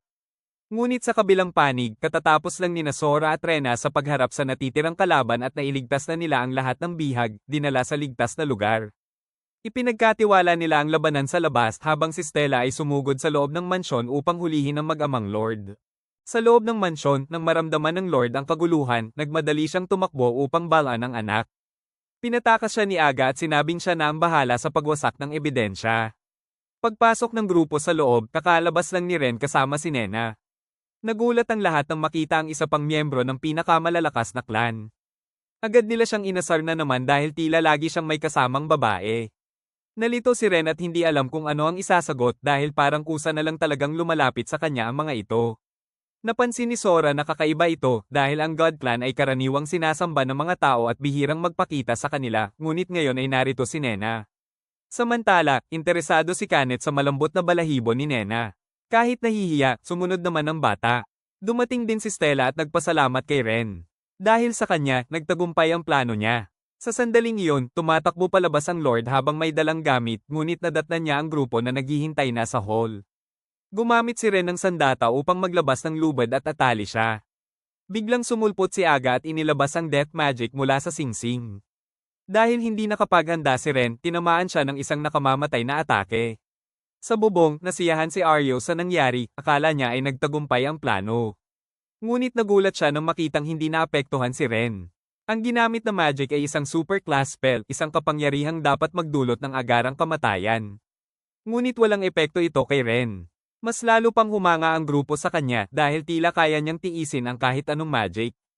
Ngunit si Rena ay tila may iniisip. Bigla niyang tinawag si Ren at nagpakawala ng lasong usok sa buong katawan nito. Nabigla si Sora at agad siyang sinaway dahil sa padalos-dalos na ginawa. Sa mundong ito, hindi karaniwan na ang isang familiar ay gagamit ng lason laban sa sariling master. Ngunit may dahilan si Rena. Matagal na niyang iniisip kung bakit tila iisang kakayahan lang ang nakuha ni Ren mula sa kanilang kontrata. Para sa kanya, parang hindi iyon patas. Kaya naisip niya, ang tunay na kakayahang nakuha ni Ren ay ang pag-nullify ng abnormal status. Ibig sabihin, dahil sa kontrata nila, hindi natatalab sa kanya ang mga epekto tulad ng lason, kaya wala ring epekto ang ginawa niyang poison attack kanina. Sa wakas, nasagot ni Rena ang kanyang kuryosidad at nalaman din nila ang bagong kakayahan ni Ren. Labis namang nagalit si Sora dahil naglakas loob si Rena na subukan iyon kay Ren nang hindi man lang siya sinabihan. Sa ingay ng magkapatid, natakot at nanginig si Nena. Samantala, si Aga ay tuluyang nadismaya at hindi matanggap ang kanyang pagkatalo. Gaya ng sinabi ni Arios, pakiramdam niya ay unti-unting inaagaw ni Ren ang lahat sa kanya. Dahil dito, lalo pang lumakas ang galit sa kanyang puso at iyon ang nagpalakas sa kapangyarihan ng Singsing. Unti-unting kumalat ang madilim na magic sa katawan ni Aga na may kasamang nakakasulasok na amoy. Nilamon siya ng kulay ube na enerhiya at muling nabuhay ang isang demonyo. Ang demonyong iyon ang siyang Somaira sa nakaraan ni Ren. Bagong gising ang demonyo at tila nasa sabik. Ngunit dahil kakaunti ang tao sa lugar, lumipad ito papunta sa lungsod upang doon maghasik ng lagim. Napagtanto ni Ren na delikado ang sitwasyon, maaaring madamay ang mga mamamayan. Ngunit nang lingunin niya ang kanyang mga kasama, nakita niya ang tunay niyang mga kakampi na handang sumuporta sa kanya. Nagkaintindihan sila agad. Inutusan ni Ren si Stella na pangalagaan ng mga mamamayan at si Nena. Ngunit hinayla ni Nena ang manggas ni Ren at ipinahiwatig na gusto rin niyang tumulong. Alam ni Ren na ayaw nito sa labanan, kaya pinakalma niya ito at sinabing manatili na lamang at maghintay. Agad tumungo ang grupo ni Ren sa lungsod upang pigilan ang demonyo. Nang marinig ng demonyo na balak siyang talunin ni Ren, malakas itong tumawa at naging interesado sa kanya. Nang magbukas ito ng pagkakataon, agad sumugod sina Kanet at Tanya. Gumamit si Ren ng lubad upang igapos ito habang ang maliit na Ardilla ay naglatag ng magic upang atakihin ito ng maayos. Ngunit tila walang epekto ang kanilang mga atake. Kahit 5 laban sa isa at may kasama pang 4 mula sa pinakamalalakas na clan na gawa pa ng demonyo ng mangutya. Humingi pa ito ng pahintulot na tawagin ang iba pa nitong kapatid upang salubungin sila. Sunod-sunod nitong tinawag ang maraming halimaw na tinatawag nitong mga alaga. Para sa grupo, madali lamang ang mga iyon, ngunit ang problema, tila walang katapusan ang pagdami ng mga ito. Sumugod si Kanet upang lumaban, ngunit tinamaan siya ng atake at bumagsak sa lupa. Sa galit, nagpakawala si Tanya ng Dragon Breath upang labanan ang demonyo. Samantala, sina Sora at Rena ay agad na gumamot kay Kanet. Ngunit kahit ang Dragon Breath ni Tanya ay hindi sapat laban sa lakas ng demonyo, kaya siya ay napahina at nawalan ng malay. Nagsimulang magpakawala ng mapanirang galaw ang demonyo, winawasak ang mga bahay sa lungsod. Muling nagsanib puwersa ang grupo ni Ren at sunod-sunod na umatake gamit ang kanilang magic. Pinalakas ni Ren sina Kanet at Tanya sa pamamagitan ng enhancement magic. Muli silang sumugod, ngunit kahit gaano kalalakas ang suntok, tila walang epekto sa demonyo. Bukod pa roon, lalo pa itong nagpakawala ng mas maraming halimaw upang palibutan sila. Iniwan ng demonyo ang mga alagad nito at lumipad sa himpapawid, balak wasakin ang buong lungsod. Agad na nagbuga si Tanya ng apoy upang kahit papaano ay mapigilan ito. Sa sandaling iyon, may naisip si Ren. Gusto niya itong subukan, ngunit alam niyang mapapahamak ang mga tao kung hindi ito magtatagumpay. Kaya nagkusang loob sina Sora at Rena na tumulong. Gagamitin nila ang teleportation magic upang ilikas ang mga mamamayan sa ligtas na lugar. Habang ginagawa nila yon, ang grupo ni Ren ang haharap sa demonyo. Sinabi rin nila na huwag na niyang alalahanin ang pagkakakilanlan nila dahil nalaman na rin ito ng mga taong nailigtas nila sa mansyon. Matapos ang plano, kumilos na ang bawat grupo ayon sa kanilang tungkulin. Samantala, ang grupo ni Arios ay nag-uusap kung sasali ba sila sa laban. Nabalitaan nilang may demonyo at ang mga demonyo ay itinuturing na unang hanay ng puwersa ng Demon Lord. Ngunit tumanggi si Arios. Para sa kanya, ang tunay nilang kalaban ay ang Demon Lord, kaya hindi niya kailangang pansinin ang iba. Naisa ng tutulan ni Mina at August ang desisyong iyon, ngunit nag-alinlangan sila dahil kay Arios. Kasabay nito sumabak na rin sa labanan ng hukbo ni Stella upang protektahan ang mga mamamayan. Hindi niya pinayagang sumuko ang kanyang mga tauhan dahil malinaw ang kanilang misyon, ipagtanggol ang lungsod at ang mga tao. Biglang dumating sina Sora at Rena, hingal na hingal, at agad humiling ng tulong para sa paglikas ng mga mamamayan. Pagkarinig ng plano, agad itong inaprubahan ni Stella at kumilos ang kanyang mga sundalo. Iniwan nila si Nene sa pangangalaga ng grupo ni Sora.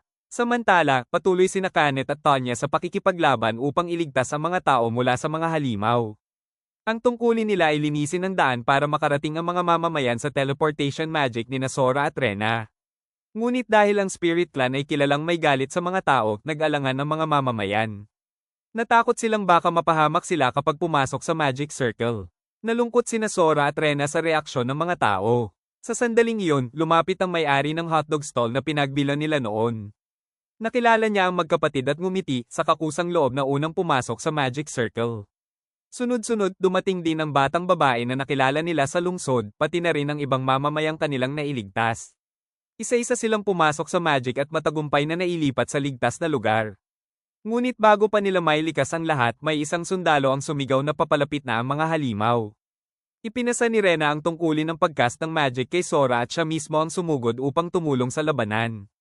Habang walang tigil ang pagdagsa ng mga halimaw, halos maubos na ang lakas ni Nakanet at Tonya. Buti na lang, dumating ang grupo ng mga adventurer na minsang nadisiplina ni Tonya at sumama sa laban. Hindi lang sila, pati ang iba pang Horizon Adventurers ay dumating, tinuring itong espesyal na misyon upang suportahan ang grupo ni Ren. Kahit wala ang grupo ni Arios, nagkaisa ang lahat upang ipagtanggol ang lungsod. Maging si Mr. Gans, ang kilalang panday, ay nagbigay ng mga sandatang siya mismo ang gumawa upang makatulong sa labanan. Buong lungsod ay nagkaisa, determinadong protektahan ng Horizon at buksan ang daan para kay Ren. Habang pinapanood ito, naramdaman ni Nena ang isang bagong lakas sa kanyang puso. Kahit natatakot siya sa sakit at sa pananakit ng iba, nakita niya kung paano nagsisikap ang lahat upang protektahan ang isa't isa. Samantala, kahit papalapit na si Ren, pakiramdam niya ay napakalayo pa rin ng demonyo. Iminungkahi ni Kanet na mag-transform si Tonya bilang dragon upang lumipad pataas, ngunit hindi ito posible sa sitwasyon nila, magiging madaling target lang siya at hindi rin makakalapit. Maging ang teleportation magic ni Sora at Rena ay hindi sapat para maabot ang demonyo. Ngunit may naalala sila, may isang nilalang na may pinakatumpak na kakayahan sa teleportation. Ang God Clan. Sa sandaling iyon, tumakbo si Nena papunta kay Ren at niyakap siya. Naalala ni Nakanet at Tonya na ang God Clan ay may natatanging kakayahan, ang manipulahin ng espasyo para sa instant teleportation. Tinanong ni Ren si Nena kung maaari siyang tulungan. Kahit nahihiya, pumayag ang bata na ipahiram ang kanyang lakas. Habang sina Kanet at Tonya ang haharap sa mga halimaw sa ibaba, sina Ren at Nena naman ang lalapit sa demonyo. Ginamit ni Ren ang armor na gawa ni Mr. Gans upang makaiwas sa mga atake habang kumikilos. Nang magpakawala ang demonyo ng napakalaking magic ball, agad gumamit si Nena ng instant teleportation at dinala si Ren diretso sa harapan nito. Nagulat ang demonyo at naging maingat. Sa sandaling iyon, nagsimulang palakasin ni Ren ang kanyang sariling lakas mula sa loob. Pagkatapos nito, biglang nag-teleport si Ren sa harapan ng demonyo at sinubukang agawin ang kontrol sa mga halimaw nito. Hindi makapaniwala ang demonyo na kayang gawin iyon ng isang tao. Nang tanungin siya kung sino siya, ngumiti lang si Ren at simpleng sinabi na isa lang siyang ordinaryong beast tamer. Sa galit, sinira ng demonyo ang magic circle ni Ren at sumugod para umatake. Ngunit hindi niya inaasahan na naunahan siya, iniutos ni Ren sa mga halimaw nito na siya mismo ang atakihin. Hindi ito kinaya ng demonyo at unti-unti siyang naglaho sa kawalan. Bago tuluyang mawala, tila naging interesado pa ito kay Ren at gustong malaman ang pangalan niya. Ngunit malamig itong tinanggihan ni Ren. Sa wakas, natapos ang laban. Si Nena, na nasa tabi niya, ay labis na napagod at nawalan ng lakas, ngunit nasalo sila ni Tonya ng ligtas. Muling lumiwanag ang kalangitan ng Horizon City. Matapos ang insidente, unti-unting bumalik sa dati ang sigla ng lungsod. Si Stella ay opisyal ng naging kapitan ng Night Squadron at naniniwala si Ren na siya ang makakapagbago nito para sa mas mabuti. Ang mga sangkot sa korupsyon ay dinala na sa Royal Capital upang parusahan. Sinubaybayan din ni Stella ang nangyari sa nayo ni Nena, iniwan daw ito ng mga tao matapos siyang madukot. Ngunit naniniwala si Ren na hanggat buhay sila, darating ang araw na muli silang magkikita. Si Kanet ay masiglang tumutulong sa pag-aayos ng lungsod na parang isa na talaga siyang residente ng Horizon. Si Tonya naman ay patuloy na tinatago ang kanyang pagkakakilanlan bilang Dragon Clan kahit mukhang matagal na itong alam ng lahat. Sina Sora at Rena ay unti-unti na ring nasanay sa buhay sa lungsod at paminsan-minsan ay bumibisita sa paborito nilang hotdog stall. Kahit nailigtas ni Ren ang lahat, hindi pa rin niya kayang tawagin ang sarili na isang bayani. Para sa kanya, isa lang siyang ordinaryong beast tamer na matatagpuan kahit saan. Hindi na alam ni Nakanet at ang iba kung paano kokontrahin ang sobrang pagiging mapagkumbaba niya. Matapos makatulong sa laban, gusto rin ni Nena na maging bahagi ng lakas ni Ren, katulad ng iba. Nauunawaan siya ni Ren at tinanggap siya, ngunit nag-aalangan siya dahil marami na siyang kontrata. Gayunpaman, nang makita niya ang tiwala ng lahat, nagpa siya siyang subukan. Ilang minuto ang lumipas, matagumpay na nakabuo ng kontrata si Ren kay Nena. Agad siyang niyakap ni Nakanet at Tonya, at maging sina Sora at Rena ay tuwang-tuwa dahil matagal na nilang gustong magkaroon ng cute na nakababatang kapatid. Pagkatapos, nagtungo ang grupo sa guild at muling nakatagpo si Stella. Nagtaka sila kung bakit naroon ang kapitan ng Night Squadron. Ipinaliwanag ni Stella na mula ngayon, magtutulungan na ang Adventurers Guild at ang Knight Squadron para mapanatili ang kapayapaan ng lungsod. Masayang tinanggap ng lahat ang balitang iyon. Nagpasalamat si Stella sa grupo dahil sa tulong nila ay naibalik niya ang tunay na layunin ng Knight Squadron. Sa pagkakataong iyon, may inihanda rin si Natalie para sa kanila. Inanunsyo niya na itataas na si Ren bilang rank C Adventurer. Nagulat si Ren dahil kamakailan lang ay rank E pa siya. Ngunit ipinaliwanag ni Natalie na karapat-dapat siya sa mabilis na pag-angat. Sa katunayan, naiisip pa niyang itaas ito hanggang rank A dahil sa kakayahan nito kasama pa ang malaking gantimpalang pera. Sa saya at init ng pakiramdam, naisip ni Ren na ilibre ang lahat ng masarap na pagkain. Napansin ni Natalie si Nena at agad itong niyakap. Ngunit nang mapagtanto niyang mula ito sa God Clan, nagulat siya at mahina niyang tinanong si Ren kung nagalit ba ang bata sa ginawa niya. Nang marinig niyang ayos lang kay Nena, muli niya itong niyakap. Sumunod na rin ang iba at sabay-sabay nilang kinarga ang bata. Pagkatapos nito, napag-usapan ng grupo ang kanilang tirahan. Dahil dumami na sila, masyado nang masikip ang inuupahan nilang kwarto. Iminungkahi ni Natalie na bumili na lang sila ng bahay. Ipinaliwanag niya na may mga inirerekomendang bahay ang guild at may subsidy pa para sa mga adventurer na gustong manatili sa lungsod. Sa tingin ni Tonya, halatang gusto silang manatili ni Natalie. Tinanong ni Ren ang opinyon ng lahat at mukhang sang-ayon silang manatili sa lungsod. Dahil may ipon na rin siya at may tulong pa mula sa guild, nagpasya si Ren na bumili ng bahay. Tumingin sila ng iba't ibang bahay sa lungsod, ngunit wala silang nagustuhan. Hanggang sa may ipinakita si Natalie, ang huling bahay, na maluwag, maaliwalas, at pagkakita pa lang nila sa bahay, agad nila itong nagustuhan. Gawa ito sa kahoy at may malawak na hardin, eksakto sa gusto ni Kenneth at Sora. May mahigit 10 kwarto rin na kasya ang malalaking kama, ayon sa kahilingan ni Tonya. Kumpleto rin ang kusina at paliguan na hinahanap ni Rena at Nena. Higit sa lahat, pasok ito sa budget ni Ren. Nagtaka si Tonya kung bakit ngayon lang ipinakita ni Natalie ang ganitong kagandang bahay. Naramdaman ni Rena na may tinatago ito. Nang mapansin ni Natalie ang tingin ng lahat, napilitan siyang magsabi ng totoo, may nagpapakitang babaeng nakaputi sa bahay na iyon. Sa narinig, agad natakot si Kenneth at nagtago sa likod ni Ren. Nadismaya si Tonya dahil bilang kabilang sa pinakamalalakas na clan, natatakot pa rin siya sa multo. Natahimik ang lahat at nakinig sa kwento ni Natalie. May mga kakaibang pangyayari raw sa bahay, may una na kusang gumagalaw, ang mainit na tubig sa paliguan biglang lumalamig, napagpapalit ang asukal at asin sa pagkain, may bulok na itlog na biglang napupunta sa sapatos at pati na tuyong labada ay pinapahira ng natirang curry. Lalong natakot si Kenneth. Kahit may pag-aalinlangan, ayaw din nilang palampasin ang bahay. Kaya iminungkahi ni Ren na imbestigahan muna nila ito bago magdesisyon. Pumasok ang grupo sa bahay.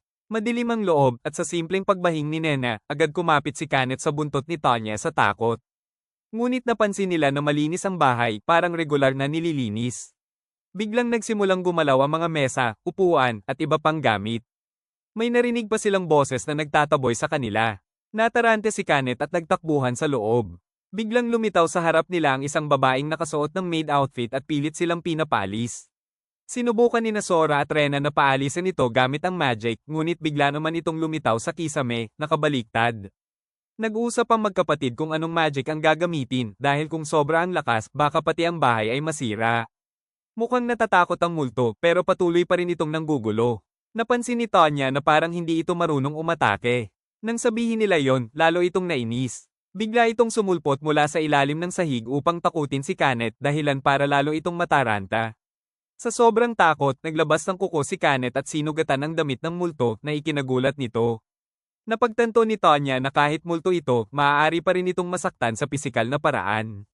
Sa puntong iyon, nagbago ang sitwasyon, ang dating natatakot ay si Kenneth, ngunit ngayon, ang multo na ang natatakot. Nawala sa kontrol si Kenneth, sinunggaban niya ang multo, kinagat ang damit nito, at nagwala sa paligid. Dahil dito, lalo pang nataranta ang multo. Sinamantala ni Sora at Rena ang pagkakataon at gumamit ng silang magic upang hindi na ito makatakas. Handa nang sumugod si Kenneth, ngunit agad siyang hinailan ni Tonya sa batok na parang pasang nagwawala. Sa wakas, si Ren ang humarap sa multo at sinubukang makipag-usap. Sinubukan ng multo na pumasok sa katawan ni Ren, ngunit nabigo dahil nasil na niya ang kakayahan nitong mag-teleport. Naalala ni Ren ang mga kwento tungkol sa mga multo at soul tamers noong bata pa siya. Hindi niya ipinakita kung paano niya ito nagawa, pero napansin niyang kakaiba ang multong ito, mas malinaw ang personalidad nito kumpara sa karaniwang kaluluwa.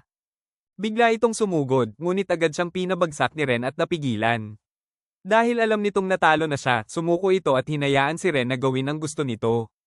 Ngunit sa halip, inalok siya ni Ren ng pakikipagkamay. Napatawa ang multo at sinabi nitong kakaiba siyang tao. Ipinakilala niya ang sarili bilang si Tina, isang dating maid mula sa ibang bayan na namatay 30 taon na ang nakalipas at hindi pa rin nakakaalis bilang kaluluwa. Nagtaka si Tanya kung paano siya naging multo. At doon nagsimulang magkwento si Tina ang dati niyang amo ay isang masamang tao na may baluktot na pag-iisip. Isang lalaking baliw sa babae at mahilig mang-abuso siya ang dating amo ni Tina at isa rin siya sa mga naging biktima nito. Nang magkamalay siya, isa na pala siyang multo. Dahil natalo siya ng grupo ni Ren, tinanggap niyang kailangan na niyang umalis. Tinanong ni Ren si Kanet kung ano ang tingin nito. Kahit natatakot, sinabi ni Kanet na kung makakasama nila si Tina, malamang ay makakasundo rin nila ito. Kaya humingi ng pahintulot si Ren kay Tina na manatili sila sa bahay. Nagulat si Tina dahil balak na sana niyang umalis, pero ipinaliwanag ni Ren na dahil sa kanya kaya nila nabili ang bahay sa murang halaga. Kaya iminungkahi niyang magsama-sama na lang sila roon. Ang hiling lang ni Kanet ay huwag siyang takutin ni Tina sa pamamagitan ng pagdaan sa mga pader. Sina Sora at Rena naman, nang malaman na dati siyang maid, ay natuwa at humiling na turuan sila nito magluto. Dahil sa mainit na pagtanggap ng lahat, pumayag si Tina na manatili. Pagkatapos nito, matagumpay na napirmahan ni Ren ang kontrata para sa pagbili ng bahay. Namangha si Natalie sa kanya, hindi lang siya nakikipagkaibigan sa mga tao, kundi pati sa isang multo. Samantala, sa palengke, muling nagkita ang isang tindero ng prutas at ang grupo ni Arios. Iminungkahi ni Arios na maghanda ang tindero ng pagkain para sa kanila sa loob ng 1 linggo, ngunit wala silang dalang pera at umasa lang sa kanilang katayuan bilang mga bayani. Tumanggi ang tindero dahil limitado ang kanyang paninda. Nang ipilit pa nila ang pagiging hero team, nainis na ang tindero at pinagalitan sila dahil wala silang naitulong sa Horizon at puro yabang pa. Sumunod na tumanggi rin ang ibang mga ngalakal na magbigay ng pagkain sa kanila. Maging ang mga tao sa paligid ay nagsimulang mangutya at pamuna, dahilan para magalit si Arios at umalis. Sa pagbanggit ng pangalan ni Ren, lalo pang lumalim ang galit ni Arios. Sa kabilang panig, kakagaling lang ni Ren sa palengke kasama si Kanet. Bigla itong tumakbo sa harap niya at masiglang sinalubong siya, bagay na ikinagulat niya. Kinagabihan, nagdaos sila ng housewarming party. Ang mga pagkain ay itinuro ni Tina at niluto ni Rena. Buong kumpiyansa pang sinabi ni Rena na siya na ang magiging tagaluto mula ngayon, hindi si Sora. Napakaraming pagkain kaya hindi alam ni Nena kung saan magsisimula. Sina Kanet at Tanya naman ay agad nagunahan sa paghahanap ng paborito nilang karne. Sa gabing iyon, naramdaman ni Nena ang pagmamahal at init ng isang pamilya. Nagpasalamat siya kay Ren dahil hindi na siya nag-iisa. Dahil sa mga salitang iyon, naalala ni Ren ang kanyang nakaraan ang araw na nawala ang lahat sa kanya at ang malaking puwang na iniwan nito sa kanyang puso. Ngunit ngayon, hindi na siya nag-iisa. Mayroon na siyang mga kasama na maituturing niyang tunay na pamilya. Namangha si Tina sa kanilang samahan.